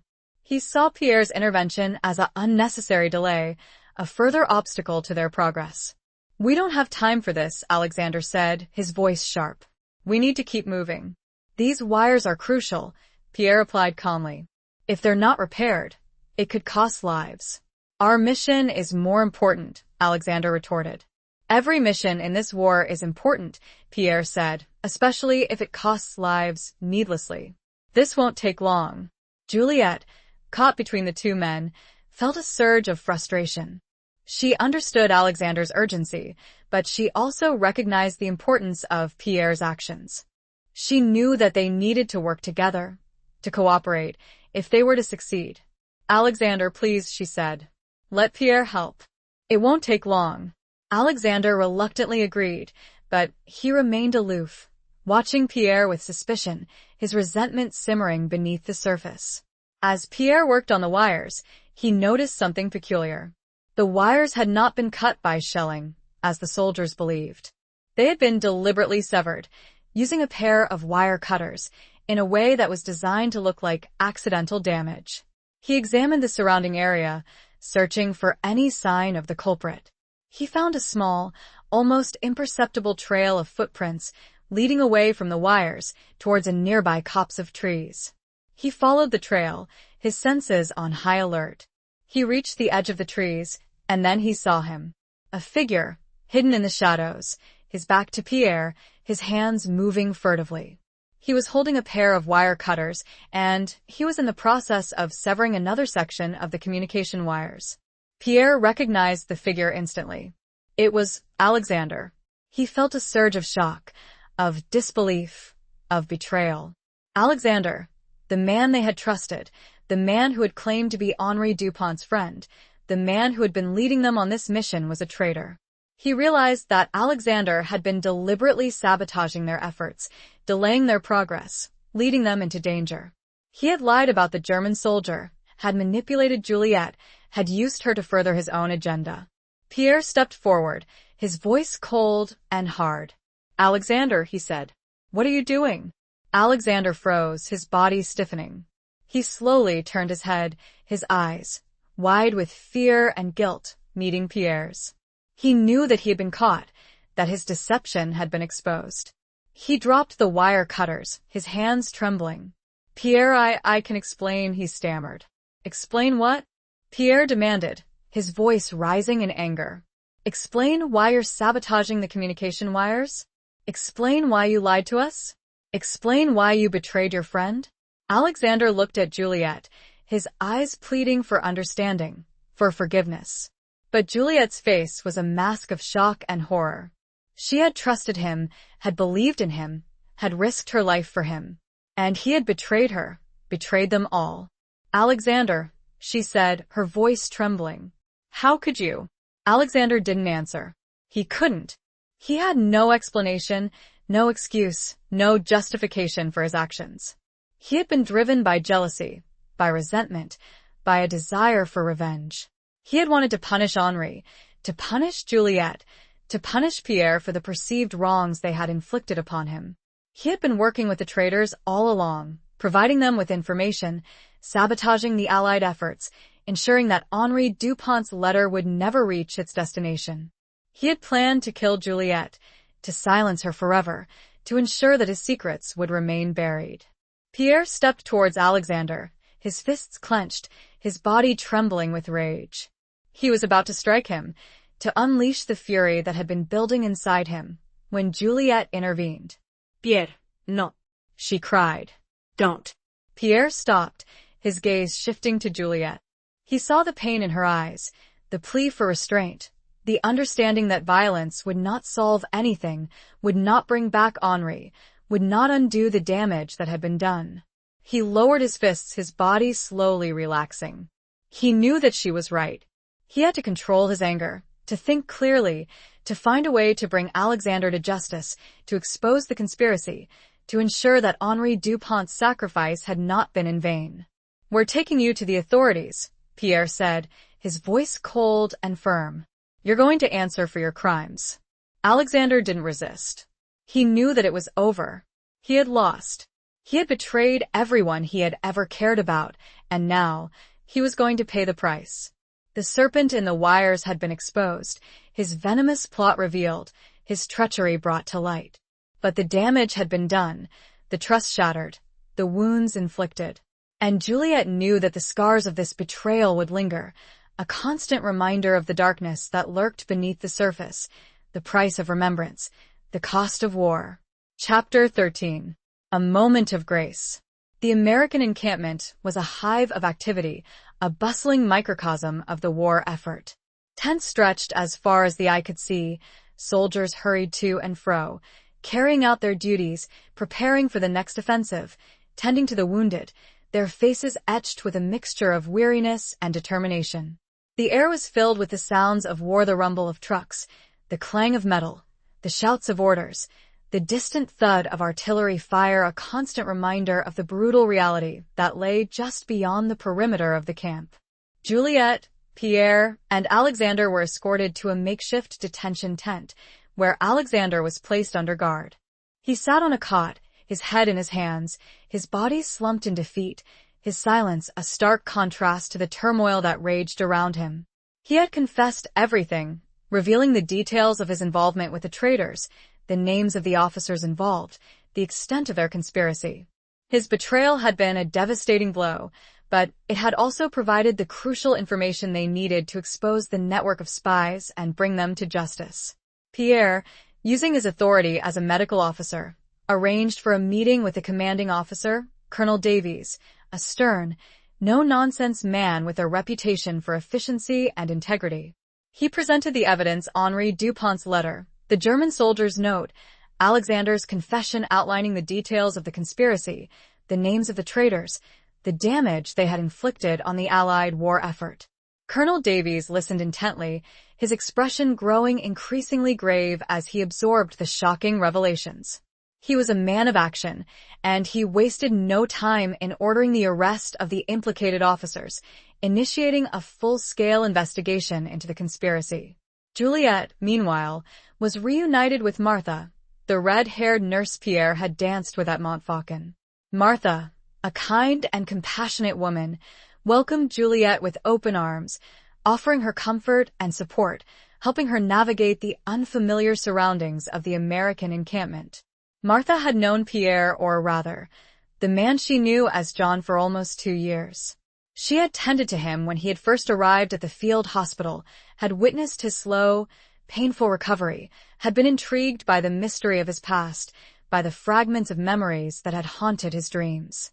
She had developed a fondness for him, a respect for his dedication to his patients, a quiet admiration for his strength and resilience. She listened to Juliet's story, her eyes filled with a mixture of wonder and sorrow. She had sensed that John had a past, a life that he had lost, a love that he had been searching for. She had seen the sadness in his eyes, the longing in his heart, the yearning for a connection that he couldn't quite grasp. "He spoke of you often," Martha said, her voice soft. "In his dreams. He would call out your name, Juliet." Juliet felt a pang of emotion, a mixture of gratitude and regret. She had found Pierre, had reclaimed her love, her life, but she couldn't help but feel a sense of sadness for Martha, for the woman who had cared for him, who had helped him heal, who had, perhaps, even loved him. "Thank you," Juliet said, her voice choked with emotion. "For taking care of him. For being there for him." Martha smiled, a gentle, understanding smile. "He's a good man," she said. "He deserves to be happy." As the day wore on, Juliet and Pierre found a quiet moment to themselves, away from the hustle and bustle of the encampment. They sat beneath a sprawling oak tree, its leaves rustling in the gentle breeze, the setting sun casting long shadows across the ground. They spoke of the past, of the years they had lost, of the pain they had endured, of the miracle that had brought them back together. They spoke of the future, of the life they would build together, of the hope that had been rekindled, of the love that had survived the ravages of war.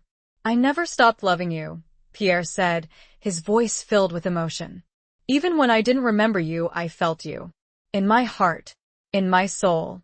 Juliet reached out and took his hand, her fingers intertwining with his, the familiar warmth of his touch sending a wave of peace washing over her. "And I never stopped loving you," she said. "You were always with me in my thoughts, in my dreams, in my heart." They sat in silence for a long moment, their hands clasped together, their eyes locked, their hearts beating as one. The war raged around them, the world was in chaos, but in that small, quiet space, beneath the sheltering branches of the oak tree, they found a moment of grace, a moment of peace, a moment of love. It was a moment that transcended the horrors of war, a moment that reaffirmed their faith in humanity, in the power of love, in the possibility of a future filled with hope and happiness. As the sun dipped below the horizon, casting a golden glow over the landscape, Juliet knew that their journey was far from over. They still had to deliver the evidence to Elise, to ensure that the traitors were brought to justice, to honor the memory of Henri Dupont and all those who had sacrificed their lives for freedom. But they would face the challenges ahead together, united by their love, strengthened by their shared experiences, guided by the hope that had been rekindled in their hearts. The moment of grace, she knew, was a gift, a precious reminder of the beauty that could still be found amidst the ugliness of war, a beacon of light in the darkness, a promise of a brighter future. Chapter 14. The Unseen Enemy. The journey to Elise's village was undertaken with a renewed sense of urgency, tempered by the cautious awareness of the dangers that still lurked. Pierre, leveraging his position as a medical officer in the American Army, secured a military vehicle and the necessary travel permits. He and Juliet, now traveling under the guise of official military business, were able to navigate the checkpoints and roadblocks with relative ease, although the constant threat of discovery remained a heavy weight on their minds. They decided to leave Alexander in the custody of the American military authorities. His confession, along with the corroborating evidence of Henry's letter and Klaus's note, was sufficient to ensure his detention and eventual trial. While Juliet felt a lingering sadness for the broken man he had become, she knew that justice had to be served and that Alexander had to answer for his betrayal. As they drove through the war-torn countryside, the landscape a stark reminder of the devastation wrought by years of conflict, Pierre filled Juliet in on the details of his life since his disappearance at Verdun. He spoke of the American doctors and nurses who had saved his life, of his struggles with amnesia, of the fragmented memories that had haunted his dreams, of the slow, painful process of regaining his identity. He also spoke of Martha, the red-haired nurse who had cared for him, who had become a friend, a confidant, a source of comfort in a world that had seemed alien and unfamiliar. He spoke of her kindness, her compassion, her dedication to her patients, her quiet strength that had helped him through the darkest of times. Juliet listened, her heart aching with a mixture of gratitude and a flicker of jealousy. She understood the bond that Pierre had formed with Martha, the connection that had grown out of shared experience, shared suffering, shared hope. She knew that Martha had played a crucial role in his recovery, in his return to life, and she was grateful for her presence in his life. But she couldn't deny the pang of jealousy that she felt, the insecurity that gnawed at her, the fear that Pierre's memories of Martha, of their time together, might somehow diminish his love for her, might create a barrier between them. Do you love her?" Juliet asked, her voice hesitant, her heart pounding in her chest. Pierre looked at her, his eyes filled with tenderness. He reached out and took her hand, his touch gentle and reassuring. "I care for Martha," he said. "She's a good friend, a remarkable woman. She helped me through a very difficult time. But I love you, Juliet. You are my wife, my love, my life. Nothing can ever change that." Juliet felt a wave of relief wash over her, melting the icy grip of insecurity that had held her captive. She squeezed his hand, her heart filled with a renewed sense of hope, of love, of gratitude for the miracle of their reunion. As they approached Elise's village, a sense of unease settled upon them. The village, nestled in a secluded valley, seemed eerily quiet, deserted, its houses shuttered, its streets empty. The air was heavy with a sense of foreboding, a feeling that something was wrong, terribly wrong. They parked the vehicle on the outskirts of the village and proceeded on foot, cautiously, their senses on high alert. They reached Elise's house, a small, stone cottage with a neatly tended garden, now overgrown with weeds. The front door was ajar, creaking ominously in the gentle breeze. Pierre, his hand on his sidearm, pushed the door open and stepped inside, Juliet close behind him. The interior of the house was dark and dusty, the air thick with the scent of decay. Furniture was overturned, drawers were pulled out, their contents scattered across the floor. It was clear that the house had been ransacked, searched, its occupants either fled or taken. "Elise?" Pierre called out, his voice echoing through the silent house. There was no answer. Only the sound of their own breathing, the creaking of the floorboards, the distant rumble of artillery fire, a constant reminder of the war that raged just beyond the confines of the village. They searched the house room by room, their hearts sinking with each passing moment. There was no sign of Elise, no indication of what had happened to her, no clue as to her whereabouts. As they were about to leave, Juliet noticed something on the floor, near the fireplace, a small, glinting object that caught the light. She bent down and picked it up. It was a locket, a silver locket shaped like a heart, its surface intricately engraved with a floral design. She opened the locket, her fingers trembling. Inside, there were 2 miniature portraits, one of a young woman with dark hair and striking blue eyes, the other of a young man in a French military uniform. Elise and Henri. Juliet felt a pang of emotion, a surge of sadness for the young lovers, their lives tragically cut short by the war. She closed the locket, her heart heavy with the weight of their loss, with the uncertainty of Elise's fate. Suddenly, they heard a noise, a faint sound coming from outside, from the garden. They exchanged a look, their senses on high alert. Pierre, his hand on his sidearm, cautiously made his way towards the back door, Juliet close behind him. They stepped outside, into the overgrown garden, their eyes scanning their surroundings. And then they saw it.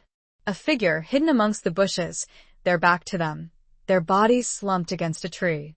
They approached cautiously, their hearts pounding in their chests. As they drew closer, they recognized the figure. It was Elise. She was unconscious, her face pale and bruised, her clothes torn and dirty. There was a small, bloody wound on her forehead, and her breathing was shallow, and irregular. Pierre immediately knelt beside her, checking her pulse, examining her injuries. "She's alive," he said, his voice relieved. "But she's badly hurt. We need to get her to a hospital." They carefully lifted her, carrying her back to the vehicle, their minds racing with questions. What had happened to her? Who had attacked her? And why? As they drove away from the village, Juliet realized that the unseen enemy was still out there, lurking in the shadows, their motives unknown, their reach extending far beyond the battlefield. The traitors, it seemed, were not just confined to the military ranks. They were everywhere, their influence pervasive, their reach deadly. And Elise, the key to their mission, the woman who held the final piece of the puzzle, was now a victim, a pawn in a deadly game of espionage and betrayal. The war, Juliet realized, was not just being fought on the front lines. It was being fought in the shadows, in the hearts and minds of men and women, a war of secrets, of lies, of betrayals, a war that threatened to consume them all. Chapter 15. Torn between loyalties. The American Field Hospital was a scene of controlled chaos, a constant influx of wounded soldiers demanding immediate attention. The air was thick with the scent of antiseptic and blood, the sounds of groans and cries of pain mingling with the hurried footsteps of doctors and nurses, their faces etched with exhaustion and determination. Pierre, using his authority as a medical officer, secured immediate care for Elise. She was rushed into surgery, her condition critical, her survival uncertain.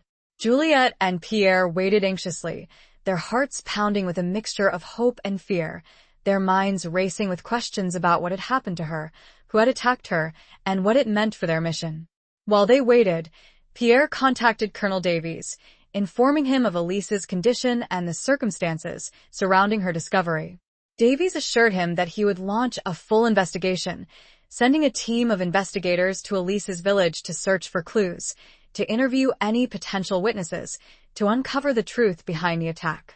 Juliet, restless and unable to sit still, paced the waiting room, her mind replaying the events of the past few weeks, the twists and turns, the betrayals and revelations, the constant threat of danger that had shadowed their every step.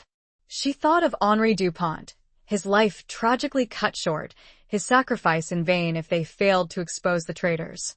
She thought of Alexander, his jealousy and resentment driving him to commit unspeakable acts of treachery, his betrayal a wound that would likely never fully heal. She thought of Pierre, her husband, her love, returned to her from the brink of death, his presence a source of strength and comfort, a beacon of hope in the darkness.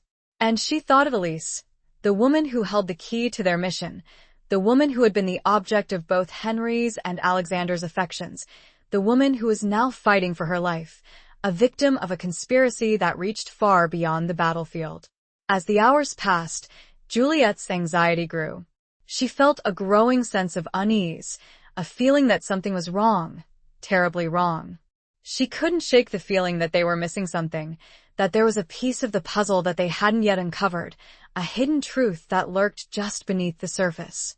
Finally, after what seemed like an eternity, the surgeon emerged from the operating room, his face grim, his expression weary.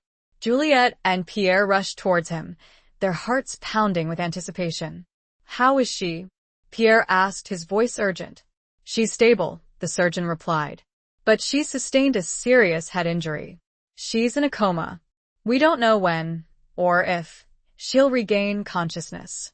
Juliet felt a wave of despair wash over her. Elise, in a coma, unable to speak, unable to reveal the truth, unable to help them expose the traitors.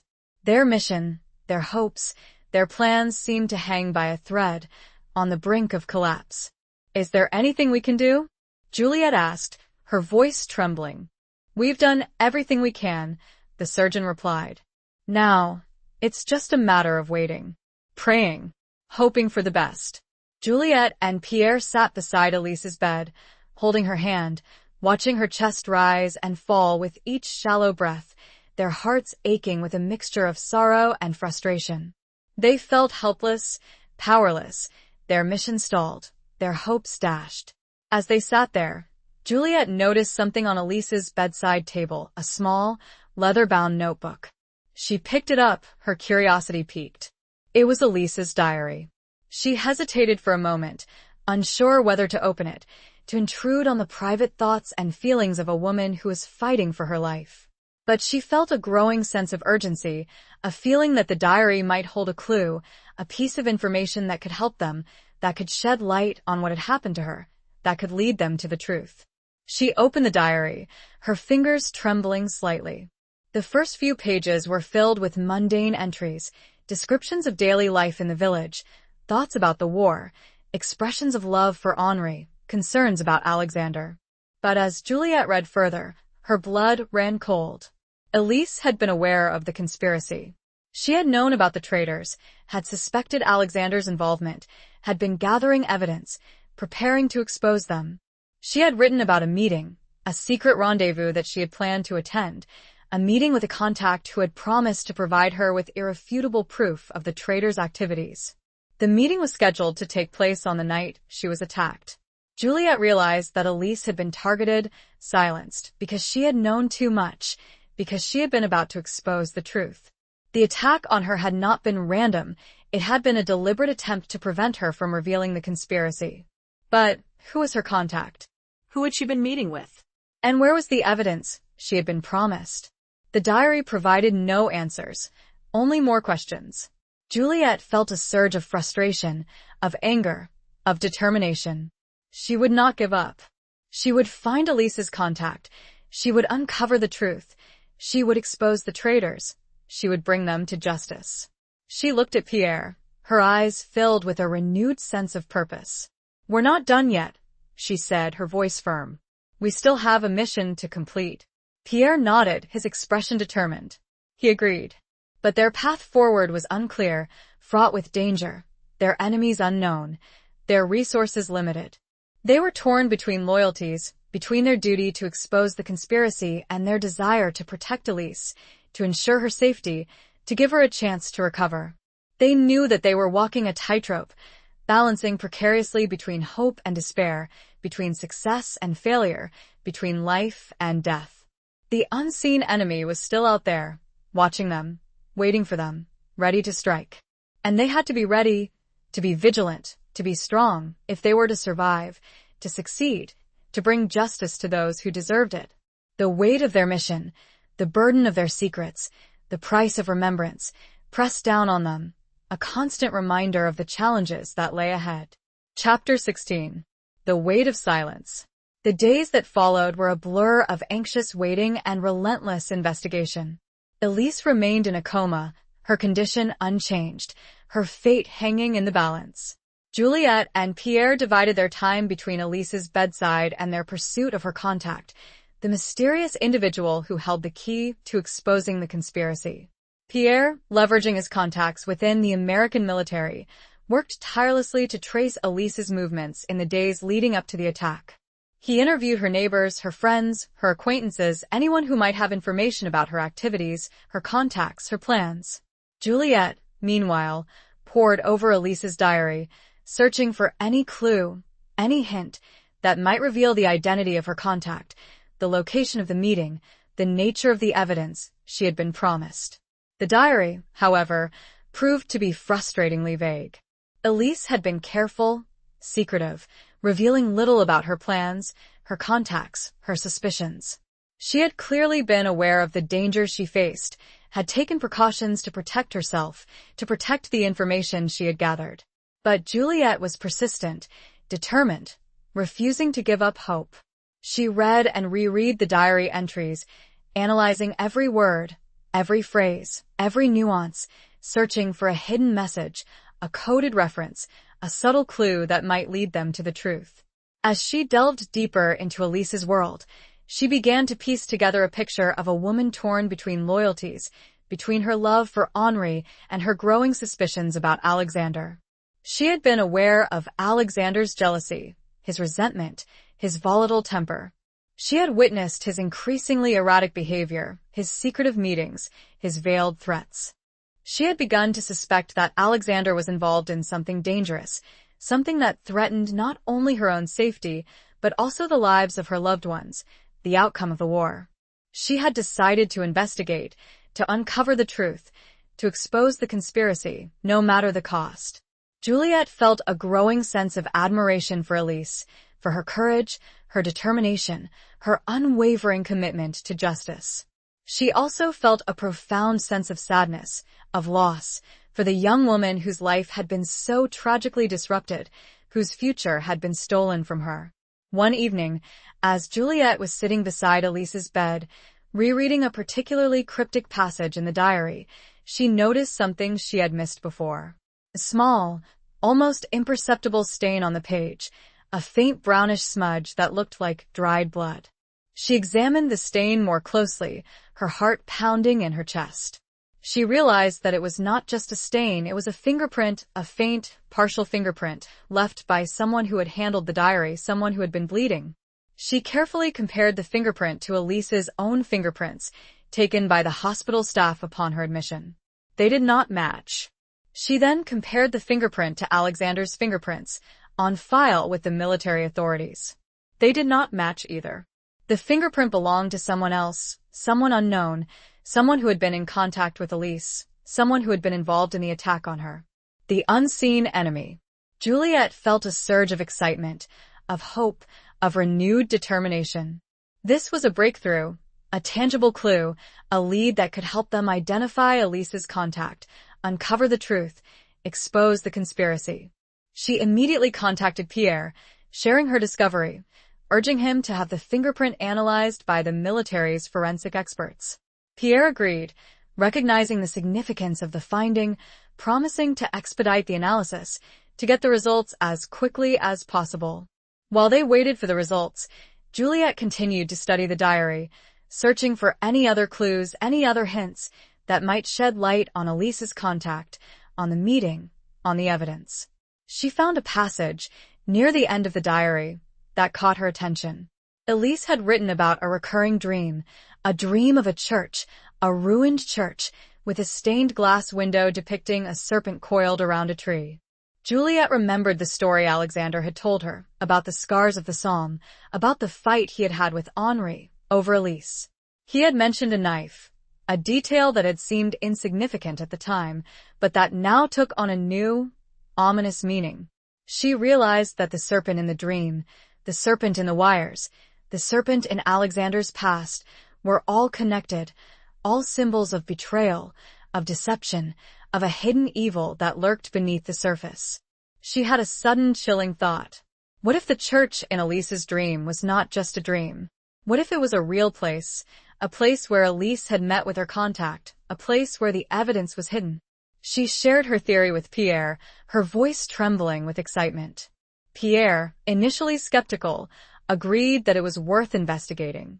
He knew of a ruined church, located not far from Elise's village, a church that had been damaged during the fighting, a church that matched the description in Elise's diary. They decided to go there, to search the church, to see if they could find any evidence, any clue that might lead them to Elise's contact, to the truth. As they set off, under the cover of darkness, Juliet felt a growing sense of unease, a feeling that they were walking into a trap, that the unseen enemy was waiting for them, ready to strike. The weight of silence, the burden of secrets, the price of remembrance, pressed down on her, a constant reminder of the dangers they faced, of the stakes that were involved. But she was determined to see this through, to honor Elise's courage, to expose the traitors, to bring them to justice, no matter the cost. The truth, she knew, was close, but so was the danger. Chapter 17. The Heart's Reckoning. The ruined church stood silhouetted against the moonlit sky, a ghostly reminder of the devastation wrought by war. Its walls were crumbling, its roof partially collapsed, its stained glass windows shattered, leaving gaping holes that looked like empty eyes staring out into the night. The air was thick with the scent of damp earth and decay, the silence broken only by the rustling of leaves and the distant hoot of an owl. Juliet and Pierre approached cautiously, their senses on high alert, their hands on their sidearms. They knew that they were walking into a potential trap, that the unseen enemy might be waiting for them, ready to strike. But they were determined to proceed, to search the church, to find any clue, any evidence that might lead them to Elise's contact, to the truth. They entered the church through a gaping hole in the wall, stepping carefully over the rubble and debris that littered the floor. The interior was dark and shadowy, the moonlight filtering through the shattered windows, casting eerie patterns on the crumbling walls. The air was cold and damp, the silence heavy and oppressive. They began to search, their movements slow and methodical, their eyes scanning every nook and cranny, searching for any sign of a hidden message, a secret compartment, a clue that might reveal the identity of Elise's contact, the location of the evidence. As they searched, Juliet noticed a section of the wall, near the altar, where the plaster had been recently disturbed. She examined it closely, her heart pounding in her chest. She could see faint scratches on the wall, marks that looked like letters. She called Pierre over, pointing to the scratches. Pierre examined them carefully, his brow furrowed in concentration. He realized that the scratches were not random, they were deliberate, forming words, a message. He used a piece of charcoal from the debris to trace the scratches, making them more visible. As he traced, the words became clearer, revealing a message, a name. Veronique Dubois. Juliet felt a jolt of shock, of disbelief. Veronique Dubois? Alexander's other sister? It couldn't be. But the evidence was there, etched into the wall, a silent testament to a hidden truth. It's Alexander's sister, Juliet said, her voice trembling. Veronique. She's the contact. Pierre stared at the name, his mind racing. He realized that they had been wrong all along. The unseen enemy was not some unknown spy, some shadowy figure lurking in the darkness. It was someone they knew, someone they had trusted, someone who had been hiding in plain sight. Veronique Dubois. The sister of Alexander, the sister of Elise. A woman who had been living a double life, a woman who had been secretly working with the traitors, a woman who had betrayed her own family, her own country. But why? What was her motive? What had driven her to commit such acts of treachery? They searched the rest of the church, their hearts pounding with anticipation, their minds racing with questions. They found nothing, no evidence, no further clues. As they were about to leave, Pierre noticed something on the floor, near the base of the altar, a small, almost imperceptible crack in the stone. He knelt down, examining it closely. He realized that it was not just a crack, it was a seam, a hidden opening. He used his knife to pry open the seam, revealing a small, hollow space beneath the altar. Inside, there was a wooden box, its surface covered in intricate carvings. He carefully lifted the box, his hands trembling. He opened it, his heart pounding in his chest. Inside, nestled on a bed of faded velvet, lay a collection of documents, letters, photographs, maps, a treasure trove of evidence detailing the activities of the traitors, their names, their plans, their contacts. The evidence Elise had been promised. The evidence that could expose the conspiracy, bring the traitors to justice, end the war. They had found it. They had succeeded. But their victory was bittersweet, tinged with the knowledge of Veronique's betrayal, with the realization that the unseen enemy had been so close, so familiar, so deeply entwined in their lives. As they left the church, carrying the box of evidence, Juliet felt a profound sense of sadness, of loss, of disillusionment. The war had taken so much from her, from everyone, had shattered so many lives, had exposed the darkness that lurked beneath the surface of human nature.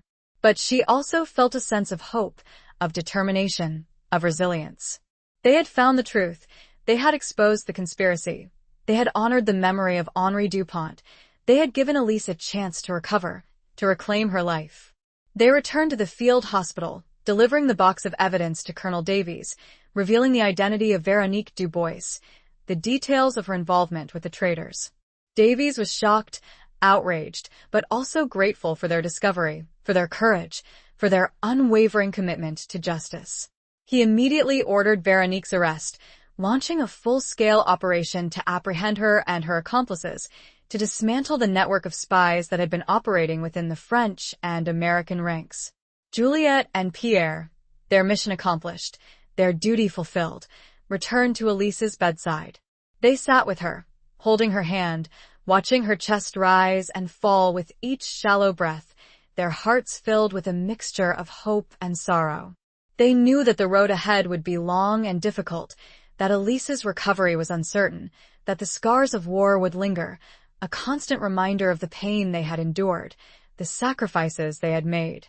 But they also knew that they had each other, that their love had survived the ravages of war, that their bond had been strengthened by their shared experiences, that their hope had been rekindled by their success. As they sat there, in the quiet stillness of the hospital room, Juliet felt a flicker of movement, a slight pressure on her hand. She looked down at Elise, her eyes widening in disbelief. Elise's eyes were open, staring up at her, filled with a mixture of confusion and recognition. "Juliet?" Elise whispered, her voice weak and raspy. Juliet felt a surge of joy, of relief, of gratitude. Elise was awake. She was alive. She had returned from the brink of death, a miracle, a testament to her strength, to her resilience, to the power of hope.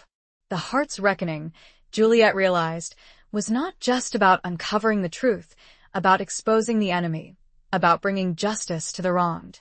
It was about forgiveness, about healing, about finding a way to move forward, to rebuild lives shattered by war, to embrace the possibility of a future filled with love and peace. The weight of silence had been lifted, replaced by the whispers of hope, the promise of a new dawn. Chapter 18. Beyond the Barricades. Elise's recovery was slow but steady. The head injury had left her with lingering memory gaps and occasional bouts of confusion, but her spirit remained unbroken, her determination to see justice served unwavering. As she regained her strength, she recounted the events leading up to the attack, filling in the missing pieces of the puzzle, confirming Veronique's role as the mastermind behind the conspiracy. Veronique, it turned out, had been seduced by the traitor's promises of wealth and power, blinded by a misguided belief that she was working for a greater cause, a cause that would bring an end to the war, a cause that would save lives. She had been manipulated, exploited, used as a pawn in a deadly game of espionage and betrayal. She had recruited Alexander, preying on his jealousy and resentment towards Henri, exploiting his vulnerability, his desire for revenge.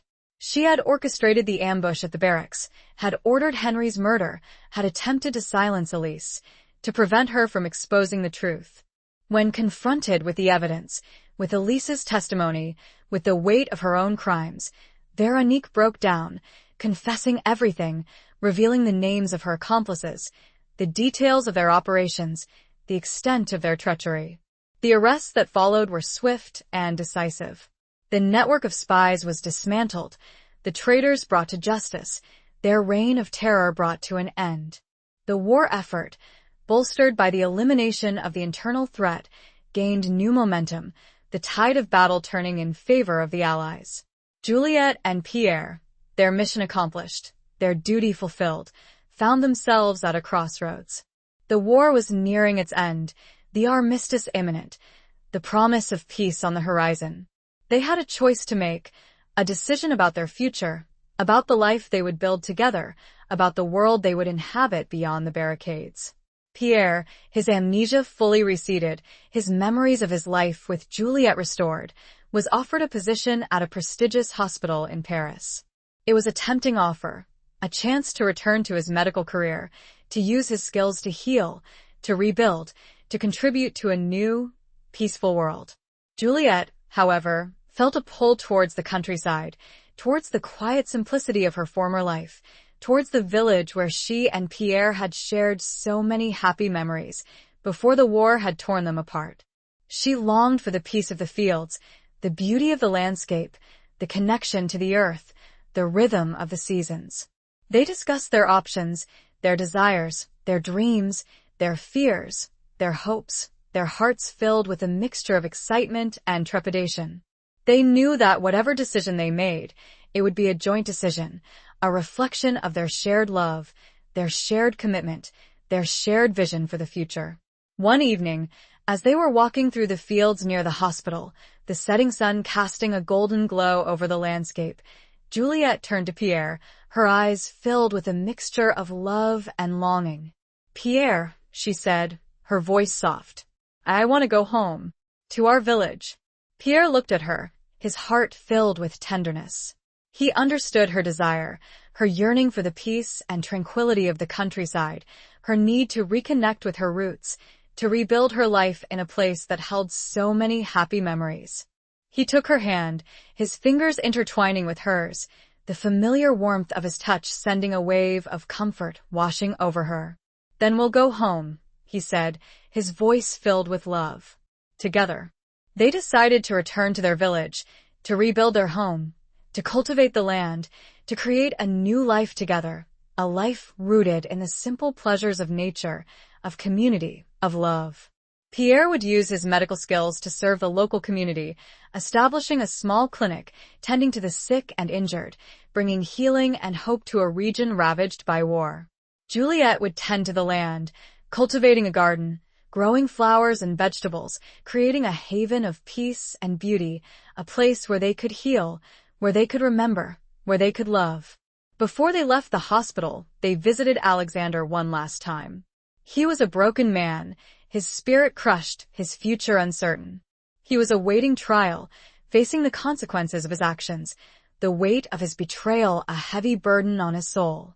Juliet felt a pang of sadness for him, a sense of loss for the man he had once been, for the friendship they had shared, for the potential that had been wasted, consumed by jealousy and resentment. "Alexander," she said, her voice soft, "I forgive you." Alexander looked up at her, his eyes filled with tears. He couldn't speak, his throat choked with emotion. He nodded slowly, his expression a mixture of gratitude and regret. Pierre extended his hand, offering Alexander a gesture of reconciliation, a symbol of hope, a promise of a new beginning. Alexander hesitated for a moment, then took Pierre's hand, his grip weak and trembling.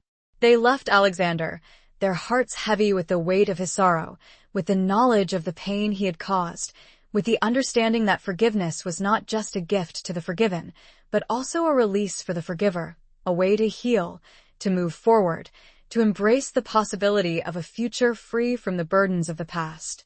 As they drove away from the hospital, towards their village, towards their new life, Juliet felt a sense of peace, of contentment, of hope. The war had taken so much from them, had tested their love, their strength, their resilience. But it had also brought them together, had strengthened their bond, had shown them the power of forgiveness, the importance of compassion, the enduring beauty of the human spirit. They were going home, together, to a place where they could heal, where they could rebuild, where they could love, where they could live in peace, beyond the barricades, beyond the shadows of war, beyond the echoes of the past. The future was uncertain, but they would face it together, hand in hand, their hearts filled with hope, their spirits renewed, their love a beacon of light in the darkness, a promise of a brighter tomorrow. Chapter 19. A Love Forged in Fire. The village, when they arrived, was a bittersweet tapestry of familiarity and loss. The familiar cobblestone streets, the scent of freshly baked bread wafting from the bakery, the gentle murmur of the river all evoked a sense of homecoming, a comforting return to a life that had seemed lost forever. But the scars of war were evident everywhere in the boarded-up windows of houses whose occupants had never returned, in the newly erected war memorial in the town square, bearing the names of too many young men who had marched off to battle and never come home, in the quiet, somber demeanor of the villagers, their faces etched with the lines of grief and resilience. Their own house, miraculously, had survived relatively unscathed. A few broken windows, a section of the roof needing repair, but otherwise intact, a testament to the enduring strength of its stone walls, a symbol of hope amidst the devastation. They set about restoring the house, their work a labor of love, a tangible expression of their commitment to rebuilding their lives, to creating a new future together. Pierre, with his practical skills and his unwavering determination, tackled the structural repairs, mending the roof, replacing the windows, reinforcing the walls. Juliet, with her artistic eye and her nurturing touch, focused on the interior, cleaning, polishing, painting, transforming the dusty, neglected rooms into a warm, inviting home. They worked side by side, their hands often brushing, their eyes meeting, their hearts filled with a quiet joy, a profound sense of gratitude for the second chance they had been given. The simple act of working together, of creating something beautiful, something lasting, out of the ruins of the past, was a healing balm, a way to mend the wounds of war, to forge a new bond, stronger and deeper than before. As the house took shape, so too did their plans for the future. Pierre, with the help of the local mayor, secured a small building in the town square, which he transformed into a clinic. He quickly gained a reputation as a skilled and compassionate doctor, his gentle demeanor and his unwavering dedication to his patients earning him the respect and trust of the community. Juliet, meanwhile, focused on the garden. She cleared the overgrown weeds, tilled the soil, planted flowers and vegetables, transforming the neglected patch of land into a vibrant oasis of color and life. She found solace in the rhythm of the seasons, in the connection to the earth, in the simple act of nurturing and growing, of bringing beauty and sustenance out of the ground. Their evenings were spent together, often sitting by the fireplace, sharing stories, reminiscing about the past, dreaming about the future. They spoke of their experiences during the war, of the horrors they had witnessed, of the losses they had endured, of the lessons they had learned. They spoke of their hopes and dreams, of their desire to create a family, to fill their home with laughter and love, to build a life rooted in peace and happiness. One evening, as they were sitting in the garden, watching the sunset paint the sky with hues of orange and purple, Pierre turned to Juliet, his eyes filled with a love that had deepened and matured through the trials they had faced. "Juliet," he said, his voice soft and tender, "I know we've been through so much, and the war, it changed us, but it also brought us here. I love you more deeply than I ever thought possible." Juliet smiled, her heart overflowing with love for this man, this husband who had returned from the brink of death, this partner who had stood by her side through the darkest of times, this soulmate who had shared her journey, her pain, her hope. "And I love you, Pierre," she said, her voice choked with emotion. "More than words can ever express." He reached out and took her hand, his fingers intertwining with hers, the warmth of his touch sending a shiver of desire through her body. He leaned in and kissed her, a long, slow, passionate kiss that sealed their bond, reaffirmed their commitment, celebrated their love, a love that had been forged in the fires of war, a love that had endured the trials of separation, a love that had emerged stronger and more resilient than ever before. As they held each other close, the stars emerged in the darkening sky, twinkling like diamonds scattered across a velvet cloth. They looked up at the celestial display, their hearts filled with a sense of wonder, of gratitude, of peace. They had found their way back to each other, had overcome the obstacles that had stood in their path, had emerged from the darkness into the light.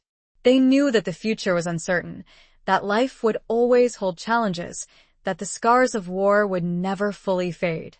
But they also knew that they had each other, that their love was a powerful force, a source of strength and comfort, a beacon of hope that would guide them through whatever lay ahead. They were home, together, in a place where they could heal, where they could rebuild, where they could love, where they could live in peace, surrounded by the beauty of nature, the warmth of community, the enduring power of the human spirit. Their love story, a testament to the resilience of the heart, a beacon of hope in a world scarred by war, was a story that would be told and retold, a story that would inspire and uplift, a story that would remind everyone that even in the darkest of times, love can conquer all. Chapter 20. The Dawn of a New Promise. The years that followed were a testament to their resilience, their love, and their unwavering commitment to rebuilding their lives and their community. The village, slowly but surely, began to heal from the wounds of war. The boarded-up windows were replaced, the houses repaired, the streets bustling with life once more. The war memorial in the town square remained, a somber reminder of the sacrifices that had been made, but it was now surrounded by a vibrant garden, a symbol of hope and renewal. Pierre's clinic thrived, becoming a vital resource for the community, a place where people could find healing and compassion, a place where the ravages of war were gradually replaced by the promise of a healthier future. He became known not only for his medical skills but also for his kindness, his patience, his unwavering dedication to his patients, his ability to listen, to understand, to empathize. Juliet's garden, too, flourished, becoming a haven of beauty and tranquility, a place where villagers could gather, to share stories, to find solace, to reconnect with the simple pleasures of nature. She cultivated a wide variety of flowers and vegetables, her green thumb coaxing life and color out of the soil, her garden a testament to the power of nurturing, of growth, of renewal. They welcomed a daughter, Elise, named in honor of the courageous woman who had played such a pivotal role in their lives, and then a son, Henri, named after the soldier whose sacrifice had set their journey in motion. Their children brought joy and laughter into their home, filling their lives with a sense of purpose, a renewed appreciation for the preciousness of life, a hope for a future free from the horrors of war. Elise, though she never fully recovered her memories of the events leading up to the attack, found peace and contentment in a quiet life, working as a librarian in a nearby town, surrounded by books, by stories, by the silent whispers of knowledge and wisdom. She remained grateful to Juliet and Pierre for their unwavering support, for their love, for their commitment to bringing the traitors to justice, for giving her a second chance at life. Alexander, after serving his sentence, disappeared from their lives, seeking anonymity and redemption in a distant land. He carried the burden of his betrayal, the weight of his guilt, the scars of his past, a constant reminder of the choices he had made, the consequences he had faced. Juliet and Pierre never heard from him again, but they often thought of him, with a mixture of sadness and forgiveness, hoping that he had found some measure of peace, some way to atone for his mistakes. Veronique, too, served her sentence, her spirit broken, her illusions shattered, her life irrevocably altered by the choices she had made. She emerged from prison a changed woman, humbled, remorseful, determined to dedicate her remaining years to helping others, to atoning for her sins, to making amends for the damage she had caused. As the years passed, Juliet and Pierre grew old together, their love deepening and maturing with each passing season. They watched their children grow, marry, and have children of their own, their family expanding, their legacy continuing, their love story a testament to the enduring power of the human spirit. One evening, as they were sitting in their garden, surrounded by the vibrant colors of the flowers, the gentle hum of bees, the warmth of the setting sun, Juliet turned to Pierre, her eyes filled with a love that had spanned decades, a love that had survived the ravages of war, a love that had conquered all. "Pierre," she said, her voice soft and tender, "we did it. We survived. We built a life together. We found peace." Pierre smiled, his heart overflowing with love for this woman, this wife who had shared his journey, his pain, his hope, this soulmate who had stood by his side through thick and thin, this partner who had helped him heal, to rebuild, to love. He reached out and took her hand, his fingers intertwining with hers, the familiar warmth of his touch sending a shiver of contentment through her body. "Yes, my love," he said. "We did. And we did it together." They sat in silence for a long moment, their hands clasped together, their eyes locked, their hearts beating as one. They had come full circle, their journey complete, their love story a testament to the resilience of the human heart, a beacon of hope in a world that had seen too much darkness. The dawn of a new promise had arrived, a promise of peace, of healing, of love, of a future filled with hope and happiness. The echoes of the past still lingered, but they were fading, replaced by the whispers of a new beginning, by the promise of a brighter tomorrow, by the enduring power of love that had conquered all. They had faced the phantom echoes, and they had found their way to silence, to love, and finally, to peace. Epilogue.